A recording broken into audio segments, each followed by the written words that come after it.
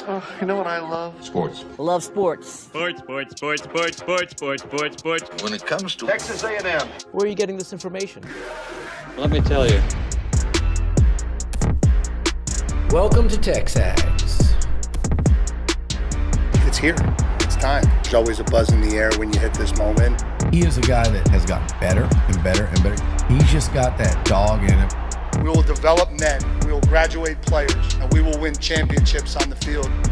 I think of him as this hawk. Before long, he's going to be swooping in on those quarterbacks. And they embody what the school is about. It's about getting into hard situations and getting ourselves out. It's about working hard. It's about doing amazing things. And this is a real program. It's not fake. This is a real place. And if you want to be really good at football, this is a really good place to be. You know, if I'm betting on anybody, it's the Aggies.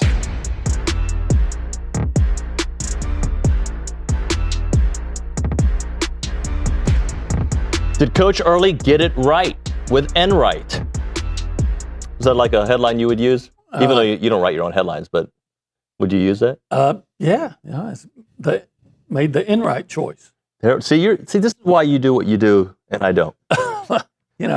We'll see, right? Yeah, we will see if he is right. Didn't they have a softball player named Enright? Yeah. Allie Enright. Yeah. Did she play Enright? No, she did not play She was a Enright. left fielder, I think. Oh, Enright is in left. Okay. So I saw mixed emotions from the humans, which is par for the course, I think. Right? Like some people very intrigued by the background. Some people are like, what has he done? I'm intrigued. I'm excited about it.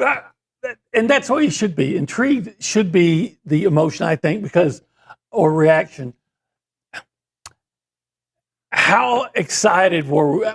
When are we going to learn that there's no guarantees? I saw this entire A&M population euphoric. I saw regents high-fiving outside of the MSC after they hired Dennis Francione. Yep. How'd that work out? Everybody was so excited about Jimbo Fisher. How'd that work out? Buzz Williams. How did that work out? And you can go on and on. And so you're going to get upset because you don't know who this guy is, or even though he has a pretty good resume. He's got a really good resume. How many pitching coaches out there in college baseball do you know? Can you tell me outside of Texas, because he was here, who's the pitching coach, say, at LSU? Oh, that's Pablo Brewster. See, that's my point. No one knows. So actually, we should know. It's LSU. actually Nate Yesky. Yeah, I was going to say we should know LSU. A couple years ago. Because he was here too. Yeah, we All should right, know. Oklahoma. Do you know the pitching coach at Oklahoma? Skip Johnson's nephew. Do you know the pitching coach at No, Arkansas? I don't know. We know Nebraska. Yeah. Because he used to be here. The point is, you don't really know. You're just getting outraged just to be outraged. Or you're celebrating just to celebrate. How about say, okay, look, this will be a big hire for Michael Early. I hope for his sake, as well as A&M program, that it's the right one. Yeah. I'm intrigued, especially with the new the pitching lab that they're going to have. I do know one pitching coach in the MLB because, again, that's not my beat, but Brent Storm was with the Astros for a long time, with the Diamondbacks, worked with Coach Enright. I'm excited about it. I don't know. First off, I don't always go glass half empty. I don't necessarily go glass full. I look at the resume, I evaluate, and say, okay, I can see what he's doing here.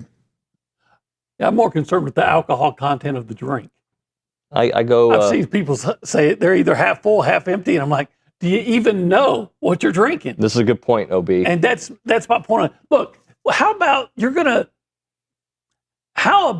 just next season, just support the team. Yeah. Like I know you will, and see if this guy does a great job. And if he doesn't, both he and Early will probably be leaving. Yeah. Well, I'm excited about it. He didn't rush the hire. John Chavis. We all celebrated that one. John Chavis, did it work out? It didn't really work out, no. And I thought that was a national championship. We signed the check. That's what I thought. Have you ever heard, had you ever really heard Of Adam Cushing? of Adam Cushing. No, I hadn't. I'm sure many people who study offensive lines did. I did not. Right. So the people in the community. But anyway, I think I've made my point. You've made your point. They didn't rush the hire. They looked at some names that I think, according to Bronny, people would have reacted to the names. They got a guy that has. It's all about development, right? That's what Coach Early wants to do. Mm-hmm. I think this program can recruit at a high level, right? A&M has got the facilities, and now it's evolving. They've got the fan base. The geography. They got the geography. They got the culture. I think they can get the dudes. And historically, they've gotten dudes in the pitching staff. Yes. So get a guy who is going to be relatable to young athletes and can develop them at a high level. And hopefully this guy, Mr. Enright, is that guy. Yeah. The goal is for this program to be a destination place for not just hitters, right? But to go back to what the 2010s, 2010 to 2020 felt like, pitching names that make it to the next level that we see pitching in the MLBs. Yeah. MLBs. And you know, there's so many great arms that come out of our state. Mm-hmm. It seemed like to me, just based on history, if you could just recruit really well in the Houston area, that you're going to have good pitchers, because there's a lot of them that come out from there. Yep. But it's not just getting guys that have a lot of stars by their name. Mm-hmm. It's what you do with them when they get Absolutely. on campus. Because we saw it in the previous football regime. Some guys did not develop. I think we're seeing a little bit different development here at A&M football-wise. Absolutely. And that's why, if this guy Enright has a track record that says he's good at developing pitchers, then why complain? Because you haven't heard of him? Right? Not you, but Yeah. Why? Because you haven't heard of him? Is that why you're going to complain? And then I would ask the complainer, well, who would you have hired? Yeah. Well, and by the way, you have I'm a not name? saying it's a home run hire. I don't know. We don't know. That's the point. I think based on the resume, I'm excited about it. That's it. I think it could be that simple. Can you develop? Can we get some guys out? Can we score runs and get some guys out? That's what I care about. Yeah. And I'm willing to have an open mind and give the guy a chance without reacting, because I didn't know his name, and reacting and say, okay, this is terrible. How have we screwed this one up? I'm like, John Chavis, you were the same guys that's probably lamenting this hire, like me, probably celebrated the John Chavis hire. I thought he was going to be great. I'm trying to remember, and I think he had turned out to be a pretty good assistant coach at A&M. But what did they do recently? I'm trying to think. At offensive coordinator, I'm trying to go through the progression of offensive coordinators. That there's been some that hit very high and some that didn't hit high. Well, going back, Cliff Kingsbury. That hit was great. In fact, he covered up for his head coach's problems. Yep. Then the running backs coach, I can't think of his name right now. And the Bobby Petrino hit, I think. Steve Spavital. Jake Spavital. Or Jake. Spavital followed the guy. He followed Kingsbury. There was Clarence McKinney. Clarence McKinney, and then Spavital, and then, oh gosh, Noel Mazzoni. My God. Noel Mazzoni. Hey, I got a 34-point lead in a true freshman quarterback. Yeah. I'm going to keep throwing, dumbass. And then Jim Moe took over, and he was the offensive coordinator. Even though he had the Petrino thing did not really work out, but not because of the. But it wasn't bad. It wasn't the offensive coordinator. Yeah. He was the offensive coordinator in name only. And I thought Colin Klein worked out. He worked out. I thought he could have done better. I think he would. The more, and I'm very so. I would imagine the people upset at Enright are the same people that are upset that Holman Wiggins was named offensive coordinator. Well, why don't you just wait and see? What if it turns out to be great? Or those that were mad at me for thinking that most programs in college football would try to keep their biggest investment on the roster. Yeah, I tend to. You disagreed with me. I disagree with that. I think most programs, once they know that their guy's been gambling $90,000 worth of bets on their sport and their team, would say, yeah, this is. I hope you're right, I do. I just think especially if the guy didn't make the mistake at their school, like they don't want to be penalized for something he did 4 years earlier somewhere else. Now, I'm not saying it's right or wrong. I'm saying it's wrong. It is wrong. I don't think he should play at all. At all. But I still think most programs would try to find a way. We all choose to be moral on the things that make our program look good. We can overlook things when they're our guy. Oftentimes. There are like two things you can't overlook anymore. Gambling? It should be gambling, and it should be domestic abuse. Violence. Yes. Yep. But there are programs that do overlook it. And well, this one tried to. Remember, do I have to bring in the name Kirk Merritt? But then, fortunately, people above the coach stepped in and said, no, we're not going to do that. So I was not able to listen, I think it would have been yesterday with Nick when you guys broke down the schedule. Did you guys talk about that at all? The flex times and the... Yeah, we talked about not a lot of... Okay, there it is. It's hard for me to read from here, so I'll just read it off my screen. But potentially not a lot of night games on the road. Potentially. But if A&M's good and those they're going to be good, night games. They'll turn into those night flex games. Yeah, you've got... now, South Carolina, not going to be at night. It's going to be afternoon. Good. Yeah. That's a good one. Let's see. At Alabama Flex, that'll be at night. Let's see. At LSU Flex, that'll be at night. Be at night. Yeah, especially if both teams are good, and it's early. So it could put, and the Oklahoma game. Would be early, but Oklahoma game. Early. I hope it's early. It is. It is good. Yeah, that's right. It's 11 or noon. I'm glad. I don't like being up in Oklahoma playing at night in November. It's going to be too cold. Yeah. Early. You could get back soon. Not get those guys all liquored up. I mean, they'll be liquored up, but I just... Oh, yeah. Don't you just stay that way in Oklahoma? No, I joke. I've had a reasonably nice times in Oklahoma. Yeah. Reasonably. Hey, this is TexAgs Live. You know what? You knew that. Yeah, I do. It's brought to you by David Gardner's Jewelers. That part I think I knew. David Gardner's Jewelers. And Julia, by the way. Julia, yeah. We are in the Rollo Insurance Studio. Yes, Jason Jackson. Morgan Keith and the boys? Morgan Keith and the boys. And the girls. Keith Morgan or Morgan Keith? Both. Could be both guys. Yeah, it could be an employee by the name of Morgan Keith. They probably have one. And let's see, this hour, we call it the... Go Hour. Presented by the who? Warehouse of CC Creations. And currently we are sitting, relaxing in the... Holistic Planning Cool Zone. If you want to be a part of the conversation, you can do it a couple different ways. One way is to call us on the Buppies Catering and Bartending hotline, 979-693-1150, or you can text that same number at the Catalyst Pure Performance Energy text line. 979-693-1150. We're going to go around the room. We're going to go left to right. We're going to go behind the glass through the television screen to say hi to our good friend, Nick Savage, the director. Howdy, good morning, y'all. Hey, buddy. Hey, can I play something for y'all from our good friend Josh Pate? Just get your reaction. Sure.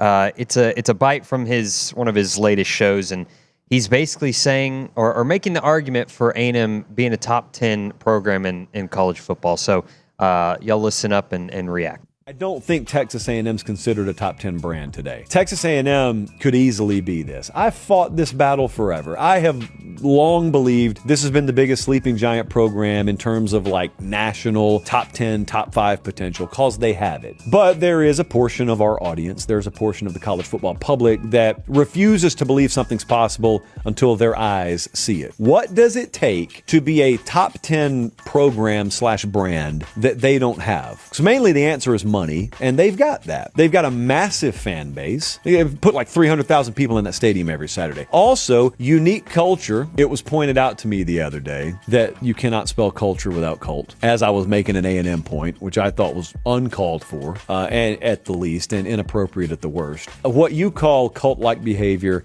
I just call tradition. So I've never had a problem with Texas A&M. But yeah, absolutely. Like they're already kind of there. They just made, like they were just in the playoff last year. So they're already knocking on the door of it, and I think the best is yet to come there. Good soundbite from Josh. I'm going to answer his question. What does it take? Multiple years as a top 10 program. To be a top 10 program, it's not a one-off. They did it in 2020. They did it in 2025. No. It's got to be 3 out of 4 years, 3 out of 5 years, like you're consistently a top 10 program. Oregon hasn't won anything, but they're considered a top 10 program because of the consistency. They've got the resources. They're out in, freaking the deep West Coast. For A&M to be, they have to have a similar trajectory to Oregon and other programs that haven't broken through. If you break through, it changes the whole conversation. Like Indiana now, not forever, but now they are a top 10 program. Yeah, you got to start winning those close games that matter the most. Look, I know they beat Notre Dame. That was huge.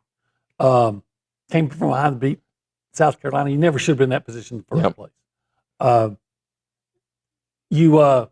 You deny Mark Fletcher that 70-yard run or whatever it was, get a stop and go down and win that game. People start. That's what changes people. Clemson was a joke. Are you going to be Clemsoning again? Clemsoning was a word for coming up short. That's where A&M is. A&M is at that part. Florida, people don't realize this. Florida was just a traditional underachiever until Steve Spurrier got there and they finally started winning. So I think Mike Elko, I thought Jimbo Fisher would be this too, but I think Mike Elko is going to be the guy. Mike Elko is the rooster. He's the rooster that's going to wake up that sleeping giant. I believe that. Do you agree with me, though? It takes consistency. Yeah. I mean, no one thinks of Michigan State as being, a top 10 caliber program. But Michigan State, back when there was just 4 teams in the playoff, they got in the playoff. Yeah. And they got the living daylights beat out by Alabama. So you can't show up for 1 year and then disappear. You're right. You got to be consistent, and I think you got to you got to win something. You got to win in November and beyond, right? And beyond, especially. You got to beat your rival. I mean, sometimes, but Ohio State, they were losing to Michigan and won the national championship. Well, there's that, right? Like I'm saying, short of a national championship or a Final Four run, you better be beating your in-state rival. Yeah, I believe. If for no other reason but our own mental health. Yeah, I need it. Let's go to the Angry Elephant News and Social Center. Mental health man, Reese Nygren. I don't know. That means you help my mental health. Oh, okay, good. I was like, what does mental health man mean? It means that you always brighten the day of the show, unless you upset me. Oh, thank you. You're welcome. I'm glad I can carry that role. Well, I've changed my mind now that I've said it out loud. Let's continue. Okay. So the Texas A&M track and field team saw the women's team secure 3 spots in the finals last night. Morgan Davis didn't advance to the finals, but she did score 2 points for the team as she placed 7th in the long jump, leaping 21 feet and 4 3/4 inch. The 4x100 team did advance to the finals, earning an automatic advancement after coming in second in their heat with a season best time of 42.52 seconds. Jaya Covington earned qualification in the 100-meter hurdles, clocking 12.9 seconds, and Cameron Dixon continued her hot streak as she advanced to the finals in the 200 meters with a time of 22.22 seconds. So what are the chances of a national championship? Are we trending anywhere in the right direction? Yesterday was not the best day for the team, so I wouldn't say that they're trending up or down. They're just there. They're just going. The problem with that is I don't know what the other teams have. You need A&M just go out and win events and then see how it falls. Because I don't know. For all I know, throw out a team, any team. Arkansas. Arkansas might have. They're usually pretty good. Yeah. Arkansas is usually pretty good. So, do we have a standing point total right now? I can get that for you. You don't have to do it right now. We'll do it in the next segment. Let's get one more update. So we did have Perfect Game release their freshman All-American teams that included Aggie third baseman Nico Partita on the first team and outfielder Jorian Wilson on the third team. Partita and Wilson are the first Aggies to be named Perfect Game freshman All-Americans since Gavin Grahovac and Caden Sorrell in 2022. The talented freshman duo also earned invitations to the 2026 USA Baseball Collegiate National Team training camp to compete for a spot on the Team USA Collegiate National Team that happened earlier in the year.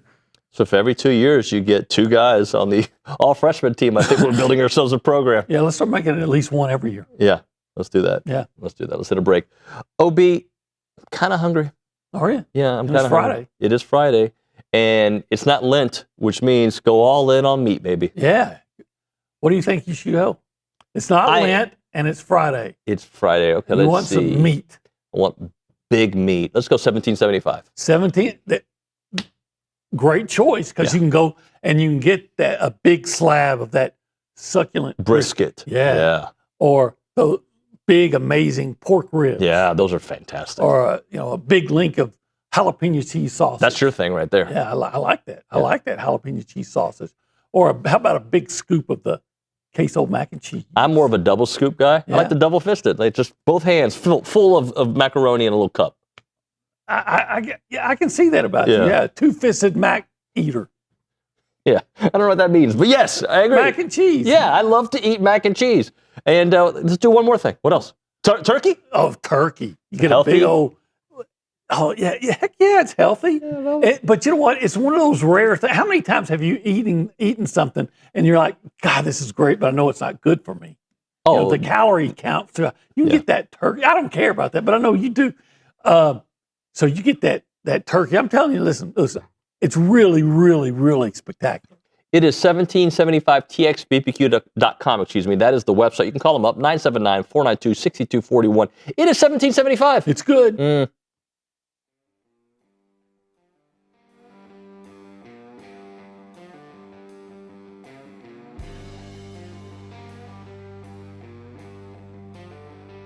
Hey everyone, David Nuño here of TexAgs Live. I want to introduce you to the team at Holistic Planning. Got Jason Barber here, Taylor Pankratz, and also Paul Meredith. Jason, I want to start off with you. What really sets Holistic Planning apart from the others?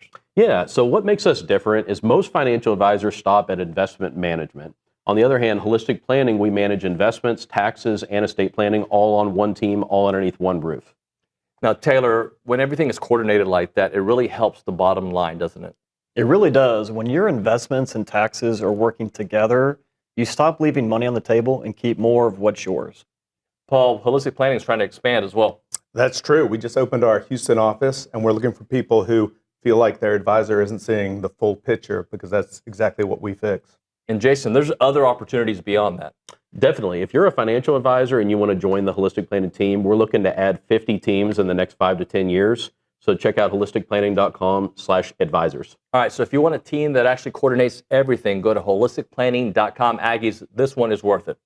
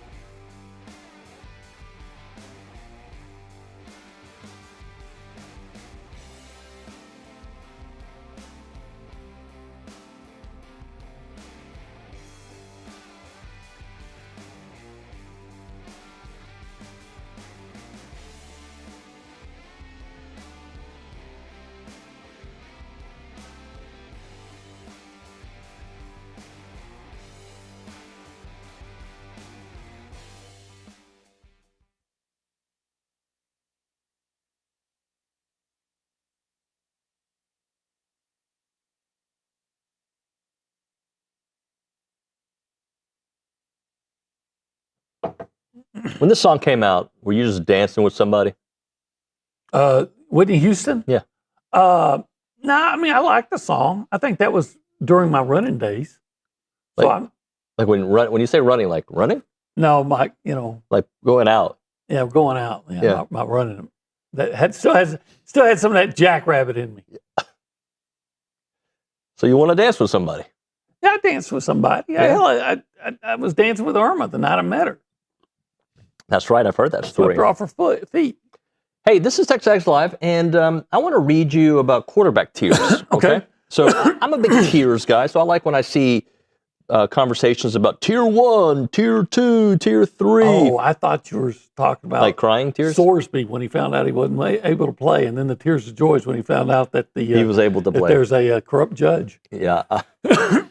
But so CBS Sports has the top tiers of college football QBs. I think Marcel Reed is represented well, but I want to kind of go through it to see what you think. Okay. Well, is Marcel probably a second tier guy, maybe third? Yeah. Okay. So the tier 1, obvious Heisman candidates. Okay. Which I would think, I don't know if he's an obvious Heisman candidate. How many of them are there? Well, let's see. You got Dante Moore, number 1. Okay. Number 2 is Arch. Number 3 is Trinidad. I would probably put Trinidad number 1. That's just me. I like the way he plays. Darian Mensah, 4. Okay. Julian Sayin, 5. Mm-hmm. CJ Carr, 6. Okay. Jaden Mavia, 7. Huh. And then 8, they have 8 on this, Josh Hoover. Okay. Josh Hoover going from TCU to Indiana. We've seen Mavia play up close and personal. He was pretty good in that bowl game, the Las Vegas Bowl. CJ Carr, we saw him in his not first start, but second most important game of his career. He was a good player. I don't know if I'd say he's a tier 1 quarterback. I wouldn't put him any lower in tier 2, though. But he's at Notre Dame, so of course you always get a little boost. Darian Mensah, I haven't watched him enough at Duke, but he's going to Miami. He was a very highly coveted guy, so I guess. But to me, Trinidad Chambliss has proven more than anybody out there on this list. Yeah, I love the way that guy plays. I mean, you can make an argument for Dante. He could have been the top pick. Yeah, everybody keeps telling me that, and I'm like, okay. And I just don't watch Oregon enough to know. When I have watched Oregon, I walk away saying, he's okay, he's good. But I don't watch and go, man, that guy's off the charts, great. Yeah. I go, yeah, he's good. Now maybe this will be a year. I talk about Marcel improving. Maybe this is a year that Dante Moore's going to improve too. Yeah. But I don't see the just unbridled hype that there is for him. All conference caliber vets is the next tier. Okay. Number 1 on this one, Gunnar Stockton. Okay. Now, I would say this before you go any further. If you would put, and I know that they've won championships, but if you put Gunnar Stockton on that list, I would think you'd be wrong if you didn't include Marcel. I think Marcel is as good a player, and I would rather have Marcel as my quarterback. But go on. Marcel's on that list. He's number 2. Okay. Brennan Sorsby, number 3. Threw for less than 3,000 yards in 2 seasons at Cincinnati, but okay. Number 4 on the list, C.J. Bailey from NC State. Okay. And number 5, Noah Fafita from Arizona. Okay. Number 6, Kevin Jennings, SMU. SMU, yeah. Number 7, Damon Williams from Washington. Okay. Number 8, I like this guy, Connor Wigman. Good. I like Connor too. I hope he does well, especially in their 3rd game. Before I move on to the next tier. I hope he does really good in that against 3rd Texas game. Yeah, me too. I'm betting on him. I think this is a fair assessment of where Marcel is. Okay. I feel a year ago he wouldn't have gotten that kind of, and he's still not getting that kind of chatter in many publications, but I think it's fair. I think those guys at that second tier can flirt with the top tier, absolutely. Just like some of those guys in the top tier, I think can flirt with the second tier. Well, I don't know if they did the same story last year, but if they did, I really wonder what tier Fernando Mendoza was on, because they might not have even knew if he existed. Proven and predictable, the 3rd tier. Okay. Devin Dampier of Utah. Okay. Nico, I'm leaving on a what? Jet plane. UCLA. He's number 2 on that list. Drake Lindsay from Minnesota. Familiar with this game? Nope. Me neither. Haven't seen the Gophers. Everett Johnson, Kansas State. Oh, I remember when he was a nice quarterback, point guard For the San Antonio Spurs. Bad football. I mean, bad coach at Alabama. Not a bad coach with the Dallas Mavericks. Not bad. Took him to the finals. Now he's at Kansas State. Bo Prabula. What is it? Where's he at now? He's at Virginia. Remember, is he really proven? No. Okay. Number 6, Ryan Brown from Purdue. Good old Ryan Brown. Ryan Brown. Good old man. Right. Then the next level. Level 4. Internal promotions, guys that have been promoted to the next tier or next level, or starter, I should say. Chris Vecina from Clemson. Okay. KJ Jackson, Arkansas. He's still in a battle for that starting job, though. That's not a guarantee he'll be the starter. Most people believe he will. Reese Nygren, do you have this list in front of you? I thought Reese Nygren I don't was have next. that list in front of me, but I do have the 2025 CBS Sports. Okay, we'll get to that here in a second. Then. Quarterback ranking. I just wanted your help saying the dude's name. Somebody knows how to say it. Alessio Milahovic. Oh, okay. From Michigan State, their quarterback. Okay. Okay. No idea. Cole Ballard from Kansas. I might stop this list because we're getting to names that sophomore stars. Jaron Kawi Sagapulte from Cal. Oh, okay. He's really good. You familiar with this game? Yeah, he's pretty good. I'm familiar with this game. Bryce Underwood, we're all familiar with his game. Another guy. Malik Washington, I'm familiar with him. Byron Brown from Auburn. The big reunion, getting teamed up with his guys. Yeah.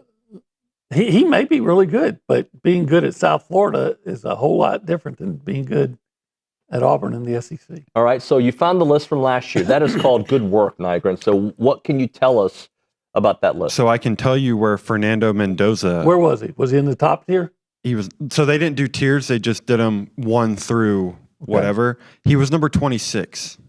Yeah. See. Yep. Where was Marcel? I did not see Marcel in the top. He was number 30. Okay. Right behind Taylon Green.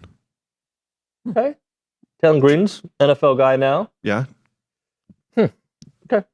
Who was number 1 on their list? Cade Klubnik. So the top 5. Yeah, give me the top 5. The top 5. Cade Klubnik, Garrett Nussmeier, Lenore Sellers, Drew Aller, Arch Manning, Julian Sand. Lenore Sellers number 6. 7, Sam Levitt. 8, DJ Lagway. 9, John Mateer. And 10, Josh Hoover. All right, real quick. We got to hit a break. Josh Hoover's the same place. Yeah. Real quick. Let's see who actually completely fell out of that place. Who's number 1 again? Cade Klubnik. No, he finished behind Marcel. Yep. Garrett Nussmeier. Finished behind Marcel. Drew Aller. Finished behind Marcel. Arch Manning. Okay. He's ahead of Marcel. They won, yeah. Julian Sand. He's ahead of Marcel. Lenore Sellers. I'd say he finished behind Marcel. I would say too. If you're going to give the head-to-head, yeah. Sam Levitt. Behind Marcel. DJ Lagway. Definitely behind Marcel. John Mateer. Definitely behind Marcel. But around the same level, wouldn't you say? Closer than the other guys that I've listed. Statistically, but now Mateer did get hurt, but Mateer's another guy that I just didn't understand why he was hyped up as much as he was. All right, we're going to play a similar game in the next segment. Okay. But we're going to play the wide receiver version of the game, okay? The wide receiver game. All right, let's talk about Heritage Films. They make documentaries about families, family businesses, family ranches. If you love your dad, how about this for Father's Day? It's coming up. Call Chance McClain up. I know you love your dad, by the way. And get a documentary done on his life story. It's awesome. We did it for my pops a few years back. Very, very emotional. It was great to do it with my family, my kids being in the room, and see my dad watch the reaction to the movie. I highly recommend you do it. These are 2-hour documentaries done for the future of your family. Pass on all the stories that your family has, because if not, they could get lost. Go to yourheritagefilm.com. Yourheritagefilm.com. 713-893-8341. 713-893-8341. It is Heritage Films.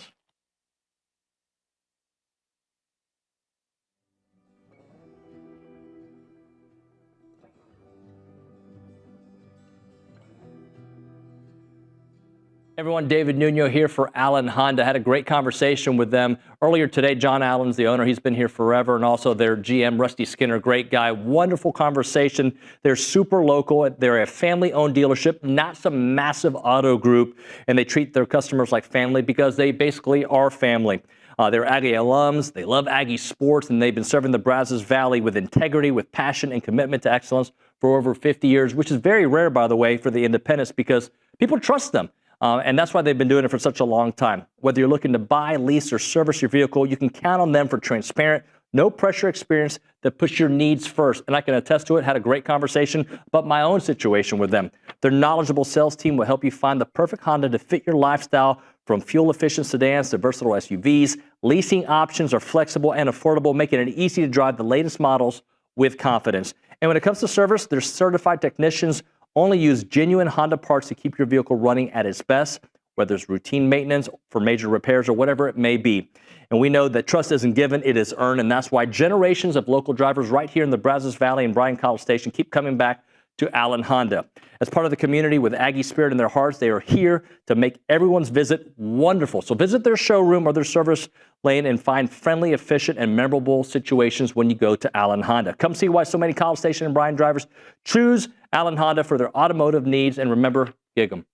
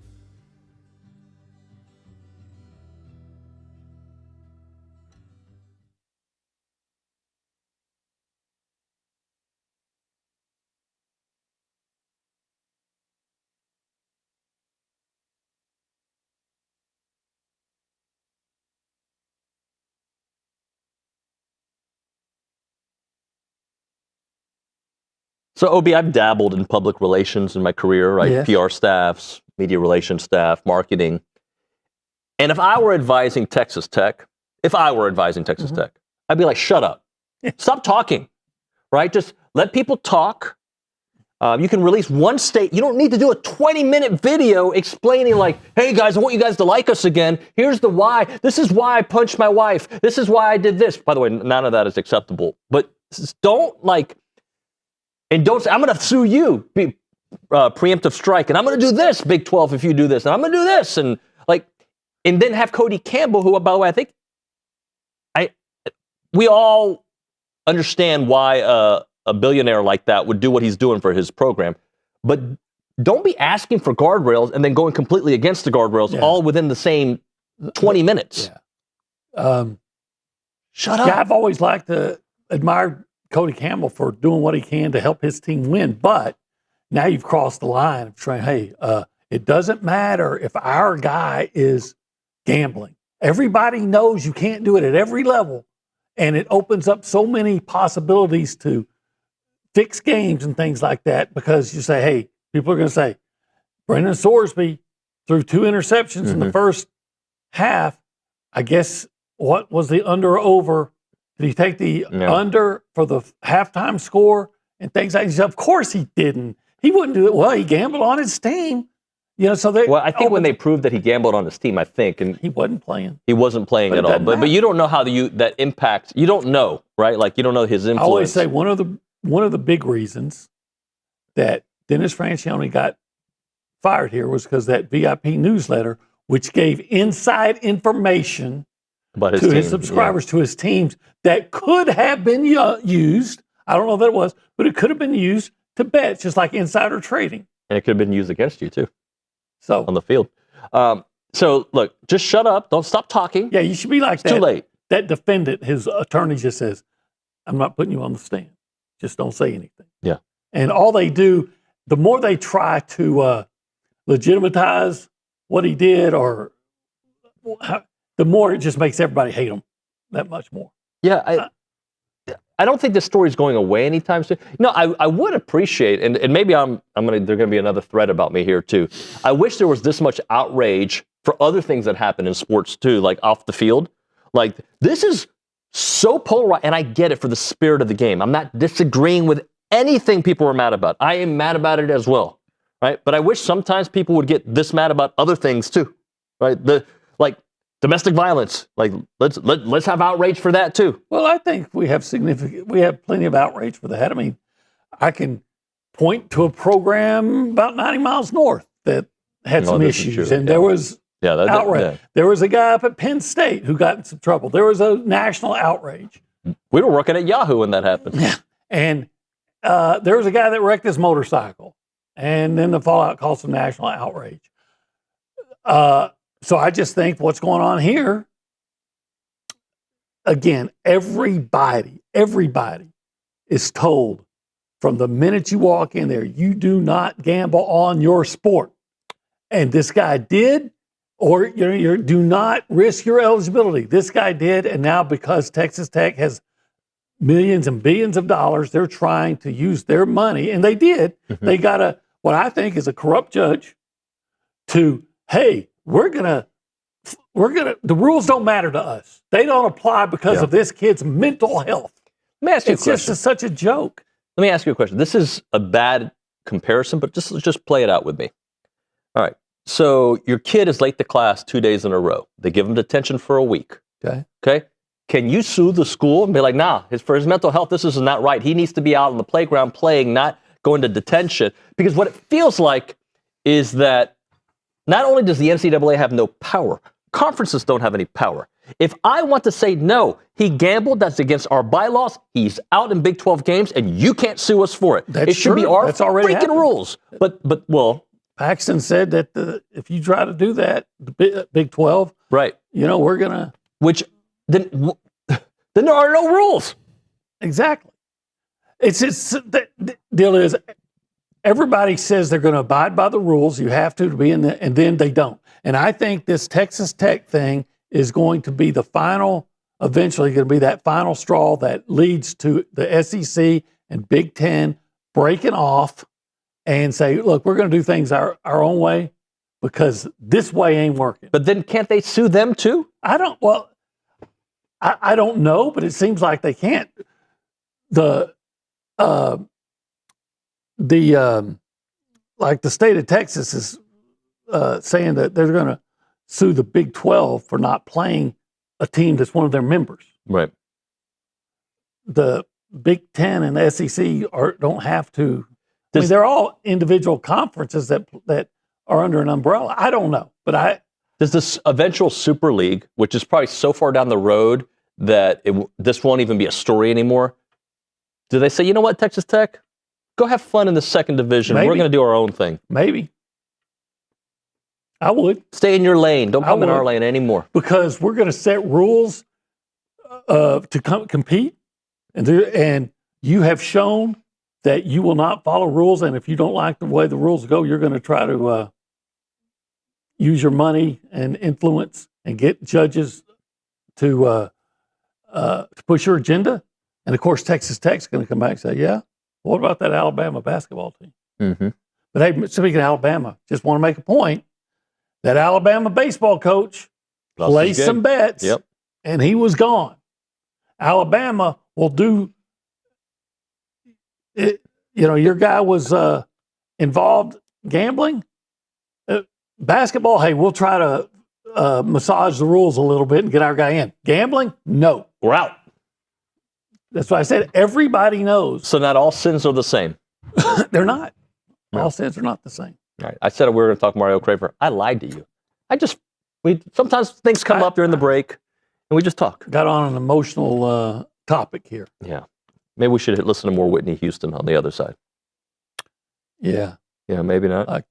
Whitney's all right, you know. I Will Always Love You? You know, that's a Dolly Parton song. It's better by Dolly. Yeah. I'm more of a Dolly. Okay. Anyway, enough country talk. It's a big hit for her. It was a huge hit. It put her on the map. Whitney or Dolly? Dolly was Both. already on the map. But she was more on the map with that song, no? Wasn't she like the sideshow host on a TV show? She was like 18. Yeah, and then I think that song boom, went solo. I'm out. I'm not in this group anymore. I think she was already big. Was she? Yeah, I think so. Fact check that. Saw a documentary once. But Olin wouldn't know. Okay, well, maybe you're right then. If you saw it on a documentary. What song? Okay, you can tell I think Jolene was her big Jolene might have been the first big song yet. All right. Insurance decisions should not be made in 15 minutes or left. That's why, or left or less. Less. That's why you need to go to the Rollo Insurance Group. They take time. They want to know your situation. They want to know your family members. They want to know everything about you and make sure that they put you in the right insurance situation. They want to help you understand what you're buying and the why behind it. They have expertise in everything from home to auto to business to specialty coverage, and their independent agents provide options tailored to your specific needs. What you need to do is visit the website and learn all about them. It is rolloinsurance.com/TexAgs. That's rolloinsurance.com/TexAgs. Or call them up, 888-44-ROLLO. That's 888-44-ROLLO.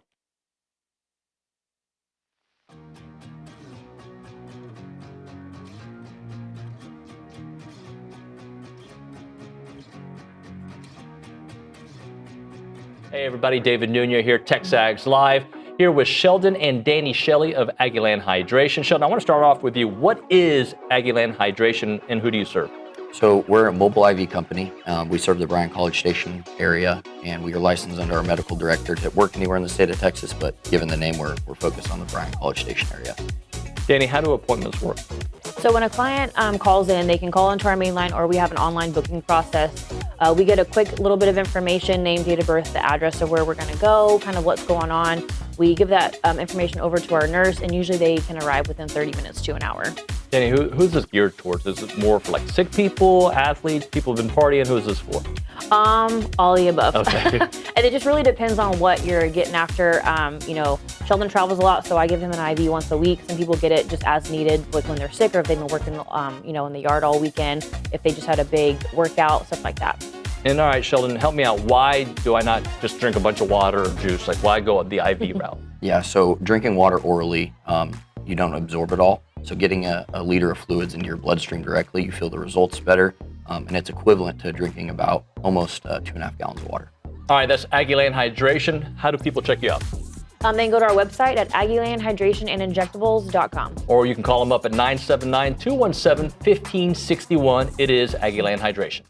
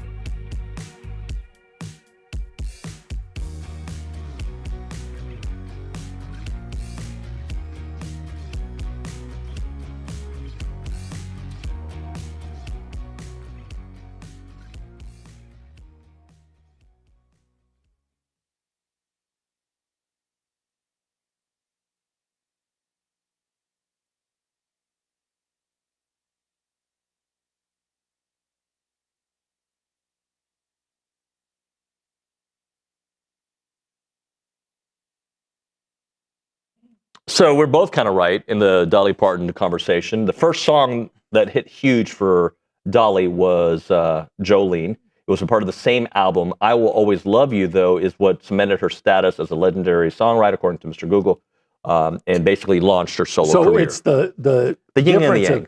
Yeah. So she was already big as a country singer, and maybe that song was the crossover. The crossover. There we go. The crossover. Hey, this is Country Talk here on TexAgs. Let's. Do we have time to do Mario? Do we wait till? No, we got time. All right. Well, why don't we do it this version? Reese, why don't you tell us the list that you have? Because you have the top 100 wide receivers. Is that right? Yeah. So it's top 150 players in college football from last preseason. So true freshmen were not allowed to be on this list. So no Malachi Toney. But the first wide receiver was the number 1 overall player, Jeremiah Smith. Okay. Second is Ryan Williams at Alabama, who took a step back. Yeah. Third, Malachi Fields from Notre Dame. I like Malachi Toney Fourth more. on the list, Casey Concepcion. He came in at 39th overall on this list. Cassius Howell, I believe, was 31st. The next wide receiver, Eric Singleton Jr. from Auburn. And then Aaron Anderson from LSU. So let me see if I'm understanding. This is preseason what they thought those guys were. Yep. And you said Casey finished 4th, but was 39th on that list? Yeah, he was 39th overall in the top 150 players, but was the fourth wide receiver on that list. Gotcha. And then we go down to Carnell Tate at number 50 overall. He is the 7th wide receiver. I'm assuming Mario Craver didn't make the list. He did not make the list. Actually, scrolling through the list, one of the players that I found interesting, Ruben Bain, was 98th on this list. Probably would have finished in the top 10. Probably. So I've read over the last couple of weeks, Craver all over the place. Phil Steele has him as a preseason All-American. PFF ranks him as among the best returning receivers in college football. Also as one of the most dangerous yak receivers in all of college football. Yeah, all you have to do is watch the Notre Dame game for that. But ESPN this week released their top 10 receivers entering 2026. Okay. And Mario was not on there. Yeah, which well, let's see. Of course they're going to put Cam Coleman. They're probably going to put Ryan Wingo in Texas. They're going to put Jeremiah Smith, of course. They're going to put Malachi Toney. So there's 4 for sure. They may still put the kid from Alabama, even though he took a step back. He is a big-time threat. So there's 5 guys I know you're going to probably put on there. I like the kid that was a freshman at Florida last year, Wilson. I don't know if I'd put him ahead of Craver, though. I'll give you the list if you want. Okay, what do you... Okay, 1 was Jeremiah Smith. Okay, no problem. 2, Malachi Toney. Don't have a problem with that. Cam Coleman, 3. I guess, okay. Charlie Becker, 4. Indiana. Yep. Okay, okay. Number 5, another Indiana player, Nick Marsh. Okay. Number 6, KJ Duff, Rutgers. No. Number 7, DeCorian Moore, Oregon. No. Number 8, Deuce Robinson, Florida. No. Number 9, Ryan Wingo, Texas. I would say no. I would. Number 10, Ryan Coleman Williams. He added Coleman to his name. That's the Alabama guy. Yeah. No, but Mario was a better receiver than those guys last year. But both of Wingo and Ryan Williams had some issues, with dropping passes too. Now Wingo, I'm not saying Wingo's not a big play threat. He is, and he's a great player. I'm just saying, why are you listing them ahead of Mario Craver? You'd have to explain that to me. Ryan Wingo, 54 receptions, 834 receiving yards, 7 TDs. Really quality numbers. No, I'm not. I know you're not. He's a top 10 guy. He's a top 10 guy. I just think, based on some of the names I saw here, Mario was the second receiver and had all the same stats. And he hadn't missed a couple of games with. Yeah, absolutely. Would have been a 1,000-yard receiver, no doubt. Yeah. So I would put him in my top 10. I'm an Aggie. I get it. But I think, watch the film and look at the stats. Those are the 2 things you got to do. I'll take Craver. Yeah. No doubt. OB, you're out for a couple of days next week, right? I'm going to take the whole week off. Good for you. Except for Wednesday, I'm going to come in and Richard Zane is going to be hosting. He said something like, well, what am I going to do? I said, all right, I'll come in because I'm not really going anywhere. I'm just not working. Okay. Well, enjoy, brother. All right. We'll hit a break. We'll come back. We will talk to Brandon Marcello of CBS Sports next on the other side. It's TexAgs Live.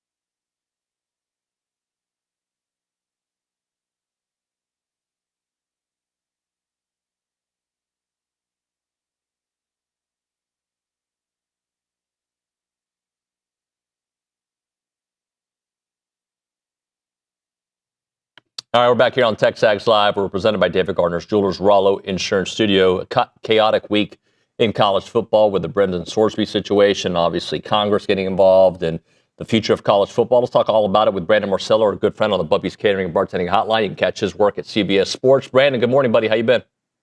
I'm okay. How are you? I'm good. So, all right, I'm going to kind of go one direction, then we'll kind of get back to like the meat of the Sorsby situation. But I had a segment earlier. If I'm a publicist, if I'm a PR person for Texas Tech, I'm telling my people, stop talking. You're talking too much. Like, just let it die. And one statement is enough. We don't have to do a 20-minute video. And we got to do this, and we got to threaten and get Ken Paxton involved. Like, just be quiet. Let's let things play out and kind of let it die down. What do you make of this kind of PR move that they're making? Yeah, I've seen this kind of happen a couple of times. Once as a local beat writer where they just went all in on things. And in fact, I remember them releasing a video that was, they didn't allow the media to talk to the athletic director at this school at the time during a situation, but they released their own video where they asked their own questions. And, they're doing a lot of this in controlled environments where they can control the narrative. And, it's very clear through the video they released last night that they wanted to communicate their message without any feedback or secondary questions from other people who might be like, well, what do you mean by that? What I find interesting though, is that like a lot of their like statements and responses have more or less like almost been like them just responding to social media rather than actual facts and things that are being reported. Them continuing to just respond. In fact, in a letter that the president emailed to students, they keep repeating this, and in the video, that this judge isn't from Lubbock. He's from 300 miles away. And it's just like, I don't think that's the issue here. Why are we focusing on like these weird social media, like conspiracy theories and things like that? So yeah, but it's very clear. We all know this, is that they're completely invested in Brendan Sorsby, and they just can't lose this. They believe that they can't move on without him, and they're going to fight tooth and nail to keep him. Now, does this mean that they'll go to court? Will they actually go to court? Is this them bluffing, trying to call the Big 12's bluff so that next week the Big 12 just says, oh, we're not going to do anything? I don't know, but I find it very hard to believe that the Big 12's not going to do something to Texas Tech, because they are talking a lot about what to do. And these conversations, the ADs and then the executive board yesterday, they're not just sitting there going, well, there's not much. They're talking specifics of like, could we do this? Could we do that? And now their counsel's looking into it and saying, will we be challenged legally? And if we are, will we win? So long story short, yeah, Texas Tech's certainly talking a lot, but they're also talking about the wrong points. Brian, one part I don't understand, and I mean, I guess I should, because the NCAA doesn't have any power, so why would the Big 12 have any power? But, like, if you can't enforce your own rules, then what the hell are we doing, right? Like, I mean, because then you just can, like, I saw that tweet about, I'm just going to go get, one of the best players in the NFL that maybe got cut. That wouldn't be one of the best players, but a player from the NFL that got cut, bring him back. Why? Because there's no rules. We can just do whatever we want, just find the right judge and move on. Yeah, and I'm telling you, there's some coaches who have said that too. Like, they're just like, I don't know if they'll do it, but they're just like, listen, you're exactly right. I can go get me a backup quarterback out of the NFL. This is an issue that is going to affect all of sports, because, and I wrote this in my column the other day, if Brendan Sorsby is allowed to play and the Big 12 stands by and allows it to happen, and the other universities do as well, you're looking at a situation where, at the very least, you're communicating to players across the country, hey, go ahead and bet on your own games. You might get in trouble on the front end, but a judge is going to bail you out. You'll be fine. The NCAA rules don't matter. So how does a sports book in Las Vegas put lines up on games knowing that the NCAA cannot enforce its own rules against gambling and potentially fixing games or things along those lines. That's an issue for them. Also, as you mentioned that idea of like, the NFL players maybe going back to college football because this way can't enforce their own rules. That affects the NFL model. And for that matter, you're looking across the country now, and this is an issue that has tentacles that goes everywhere and also could have a lot of in-game results in the standard of do the other conferences even want to do business with the Big 12 if they're not enforcing very hardline rules? Yes, a judge ruled this. And again, every time I mention this, of course, Texas Tech's going to say this and that. A judge doing this, we're just following the court order. I understand that, but it doesn't mean that it's still not wrong and that we can't just sit here and say, well, the judge said it and that means it's right.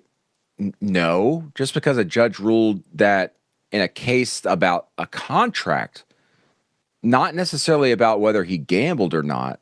The issue is that he still gambled and admitted to it on his own team and in his own sport. I'm afraid more than anything, more than just what the message is sending about rules and all that stuff, what I'm worried about and what I'm communicating every time I do shows is that the consequences and the fallout that could happen that are going to be much bigger than just one program or one conference. Completely ignore a baseline rule like that, a cardinal rule. What that you might like I wrote, what's stopping the Big Ten and the SEC just from going, you know what? We're not going to form a super league. And by the way, I just don't think that's going to happen. But we're just not going to do business with the Big 12 if they're not going to adhere to gambling rule, like a very basic rule. So we're going to just play all conference games. And then in effect, you are smothering the Big 12 and for that matter, the ACC. And that revenue gap is only going to grow even further by having a better package of games. You gotta have some common sense here of being able to play the game the right way and be able to I say protect things, but we're in a system now where if what's happening with this does not galvanize people to actually, one, blow up the NCAA model and create something that works, then nothing's going to. And that's there's a lot of tentacles to this whole thing, but all of it's very concerning.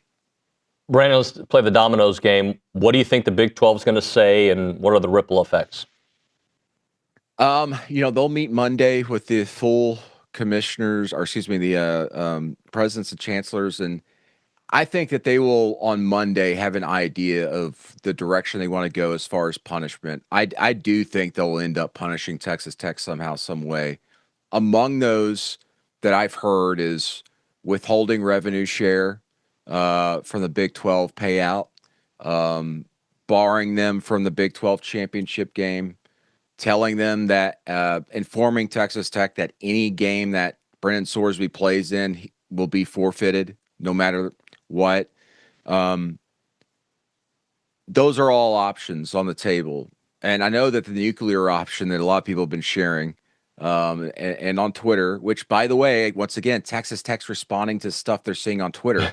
They saw that on Twitter, so they're writing letters and talking about it. But that has been brought up in these meetings. Is can you expel Texas Tech from the Big 12? They're not going to go that direction. That they're just not going to. But again, at some point, as a conference, as a commissioner, you got to make a decision. I compare this a lot to the Big Ten in the early days of Tony Petitti when he was the commissioner there. The Michigan scandals were going on. He stepped in and said, we've got to do our own internal investigation of some sort. They released I think an 8-page explanation of what they found and why they were doing things, and then he suspended Jim Harbaugh. Very early in his tenure, took a stand there. Not a lot of people remember that, but Brett Yormark's in a similar position here, and he's obviously going to show leadership no matter what decision he makes here. And I would argue, I'm not going to argue, this is by far the biggest decision he'll ever make as the commissioner of the Big 12. It's very, very important what he does and how he handles it. What do you think this does for the future of Texas Tech long term? Like, is this just the story right now? In 2 years from now, programs have moved on, or you think there's going to be some lasting effects of this, depending on what the next week looks like? Yeah, depending on what the next week looks like, it definitely will. And I wrote about that too. Like, Texas Tech is doing everything they can to be part of the party in the future. No one knows what that'll look like. Is there a super league? Our programs fighting for spots at the table somehow, some way? And Texas Tech wants to be part of that. And let's face it, right now, Texas Tech would not be part of whatever that looked like. They just wouldn't. But they can be if they continue to spend the money they are doing and be successful. But if they were to play Brendan Sorsby this entire season and the Big 12 doesn't have any action against that, I mean, they'll be making enemies of everybody in college football. And I don't see how, I don't care what they're doing potentially as far as success on the field. I don't see them being part of that new, whatever you want to call it, college football, the part of the Super League or conglomerations of the top 42 teams or whatever. Despite all of the work they've been doing in the background to get to that point, and with Cody Campbell and everything. And then also, let's remember, Cody Campbell, of course, is the big guy behind the Protect Sports College Sports Act in Washington, D.C., which the Big Ten and SEC already don't support, and they're trying to get marked up and change some things in there. But you can bet that like the Big Ten and SEC is going to be more hesitant to support it now, knowing that Cody Campbell is just saying, hey, the rules don't matter when it comes to gambling, and we're just going to follow a court's order. It's a complicated situation. I can understand Tech's position from a certain perspective, but to kind of, for the lack of a better term, to double down on this and to focus on just the weird aspects of it instead of just being like, my big question, I'm going on and on here, but like my big question is, and no one's seen the NIL contract for Brendan Sorsby, but is it as clear for him that like, hey, you don't get paid unless you play games? Like, is that one of the big things here? There's a lot at play, but I'm just going to be fascinated to see what Texas Tech's response is if the Big 12 comes out and does punish them. Because as you said, they've talked a lot. They have responded to a lot of things. And, will they actually file lawsuits? I think they will, but will they win them? I've talked to a lot of lawyers, and, it just depends on the judge and how they interpret all this.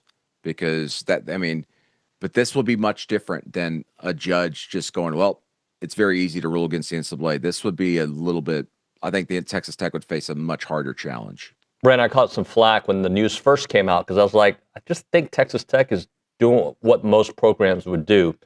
And there was people disagreed with me, and I might be wrong on that. I don't know if most is the right way to phrase it, but I felt at the time like most programs are going to try to keep their guys eligible, especially if the mistake happened somewhere else.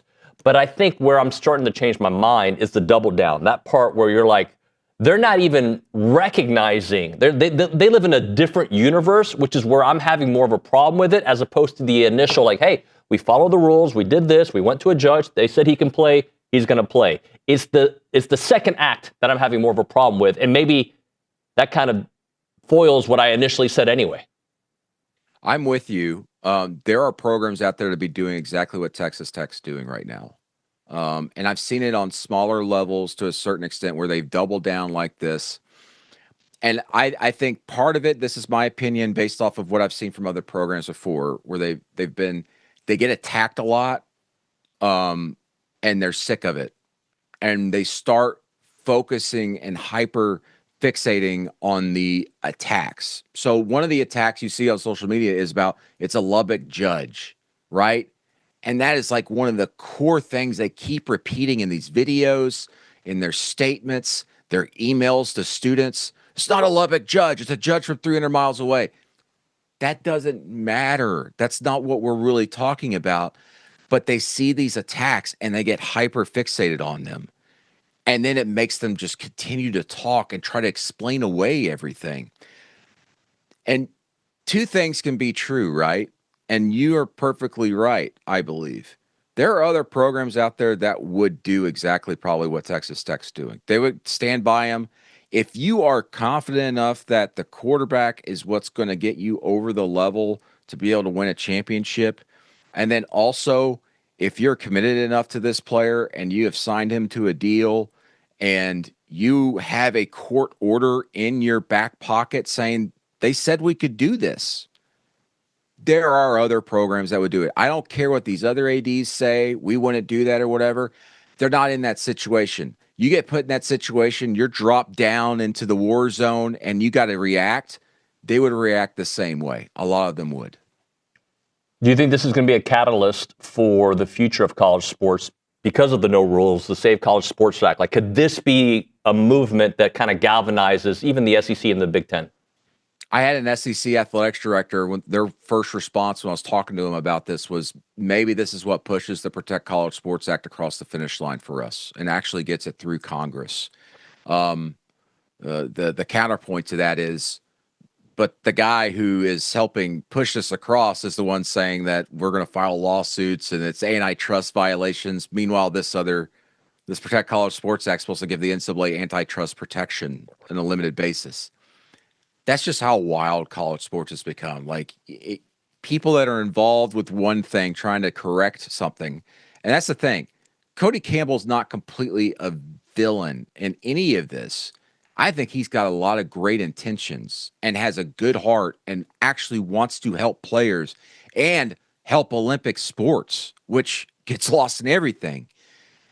But I think he's just gotten so caught up in everything right now with his alma mater, and the emotions are kind of overriding the common sense that it's making him into this central figure that everybody just makes an easy target. But someone asked me, is he the villain of college sports? I said, no. I said, if he's the villain, then every single athletic director and commissioner in college athletics is the villain too.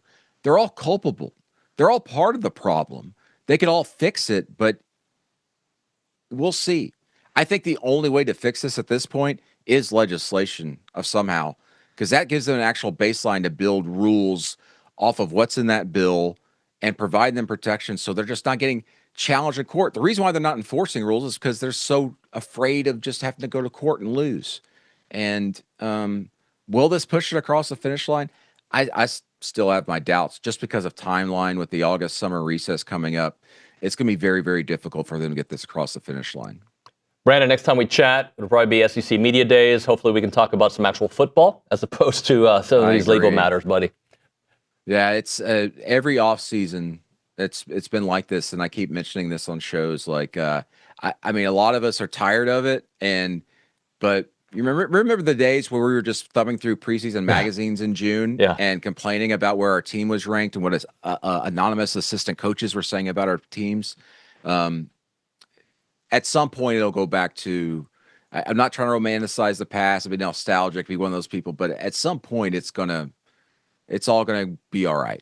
I keep telling myself that, and I've got a sign in my room here that says there's always Saturday, and I've had that up for the last 3 years because I've had to remind myself, like, we keep pushing through this. There's always Saturday. There's always the games.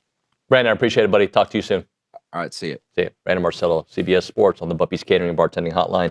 All right, we'll hit a break. Right now, if you're looking for real peace of mind when it comes to your money, check out Aggie-owned Paragon Financial Advisors. They're an independent fiduciary serving clients all across Texas. No sales pitches, no commissions, just honest financial planning and investment management. And what sets them apart is the over 9 CFPs, the CFA and the CPA, all on staff. They take their credentials seriously, and they work tirelessly to help you build a future that you can feel good about. Go to paragon-adv.com or give them a call, 979-693-3907, to schedule your free consultation today. It is Paragon Financial Advisors, integrity, expertise, and trust. Paragon Financial Advisors.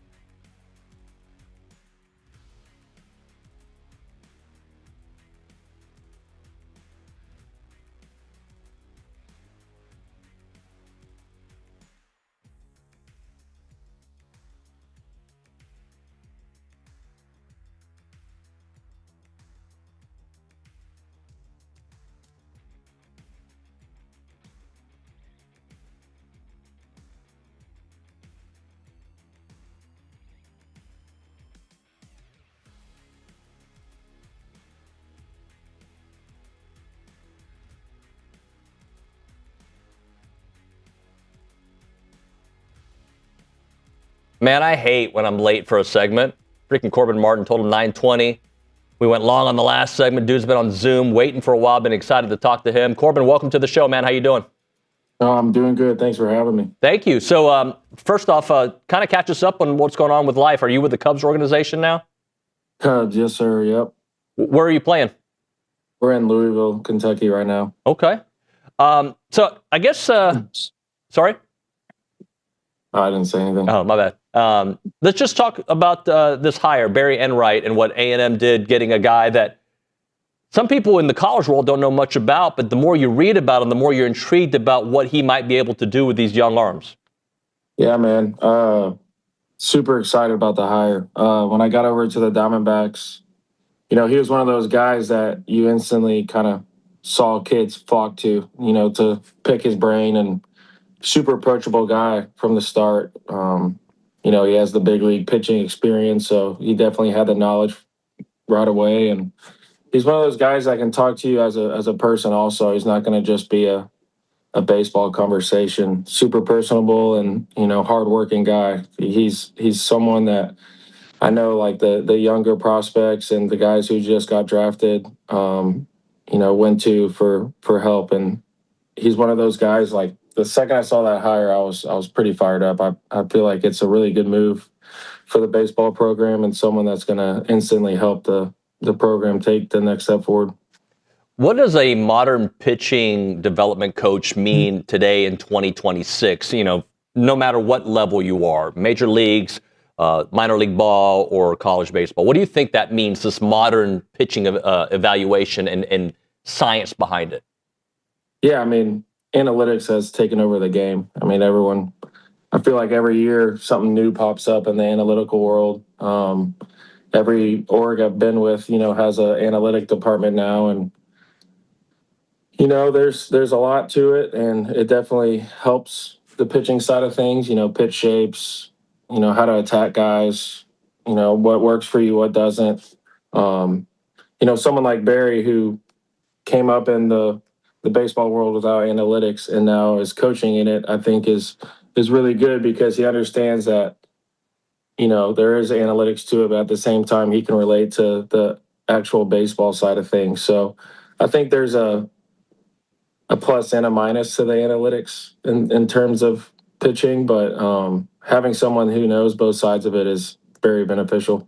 Let me go a little deeper into that. There's a plus and a negative to it. Is it because, your eyeball can tell you something. You can see body language. Correct. You can see things that sometimes analytics don't really show. Yeah, I think that at the end of the day, you know what works for you and what doesn't. Analytics can help you, take that to the next step, and I feel like that's something that is helping a lot of kids these days, advance their stuff. But at the end of the day, you got to go out there and compete. You can read all into it and look at your numbers and be like, man, I have really good stuff. But at the end of the day, you have a 6 ERA and you're not, getting any better. So I think that's the minus to it, is sometimes kids fall into the trap of just looking at their numbers on a computer and not going out there and being able to compete. Corbin, one of the things that intrigues me, too, is I think he's young enough to relate. Not saying that an older guy can't, but young enough to relate, played not that long ago, and modern enough to kind of change up the way maybe things have been done here. Correct. That's where I feel like I noticed he was really good at with the Diamondbacks. When he was around the older guys, he could have a normal conversation with them, and then he'd go to the 19, 20-year-olds and be able to relate to them as well. It's one of those things that in the professional world, that's very beneficial. I've seen people not be able to have that effect on both sides of baseball, and I feel like Barry is one of those, I wouldn't say like rare pitching coach types, but the fact that he pitched in the big leagues, he's still really young. That's going to be something that's going to help him at A&M. Corbin, what are your thoughts on the state of Aggie baseball right now? Year 2 of Michael Early's run here is significantly better than year 1. What about the direction of the program? Yeah, I feel like, you've been around the A&M sports. Last year was a little bit of a freak out sesh from the outside of the baseball room, but he was one of those guys when he got hired, everyone's like, that's the right move. It wasn't a just a random hire. I think that he's doing a really good job, and it's a tough. The SEC is tough in general, man. It's hard to go out there every day and win, and he did that at a really high clip this year. You know, and I feel like he keeps making the right moves on the coaching staff, and it's just going to keep getting better. You pitched at A&M when pitching was at a premium. How nice will it be to get it back to what you guys did there in the mid-2010s? Oh, I mean, pitching wins games, pitching and defense. You know, it's one of those things that you go look at the lineup this year, and there's no way that they can get beat on paper. You know, I think that's where it was frustrating as a outsider looking in. You know, watching, it's like, man, they're rolling out. Seems like 5, 6, 7 potential first rounders in a lineup that could beat you 15-0 on any given day. So it's I think Barry's going to come in and do a really good job of turning that side of things around. Are you able to catch Aggie baseball and Aggie football just when you're on the road?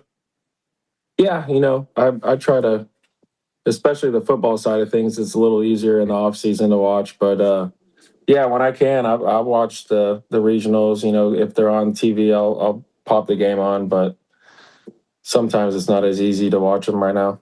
Catch us up on your life. Obviously, I know you were pitching for the Cubs. What else is going on? How's the family? How's everything going for you? Good, man. Good. We just had our 3rd child this past off season, and just continue to grow that. It stinks when I'm on the road because I don't get to see him as much, but doing good. Have a 5-year-old son, 4-year-old daughter, now a 7-month-old son. So we got our hands full, that's for sure. Well, what a blessing, man. We're so happy to have you here on the show. Hope to do it again. Thank you so much for coming on, and let's talk to you here soon, all right? Yes, sir. Appreciate you. Thank you. Corbin Martin there on the Puppies Catering and Bartending Hotline. Great insight to the future of Aggie pitching with Barry Enright. Really appreciate his time here on the show. Let's hit a break. We'll come back. We'll talk to Kendall Rogers of D1Baseball, get his thoughts on the hire. Right now, a moment for Caldwell Country Chevrolet, Highway 21 in Caldwell, online, CaldwellCountryChevrolet.com. If you're in the Bryan College Station market and you're looking for a great vehicle and you need a good deal, check out the good people at Caldwell Country Chevrolet. They're stocked up and ready to deal on all the cars on their lot.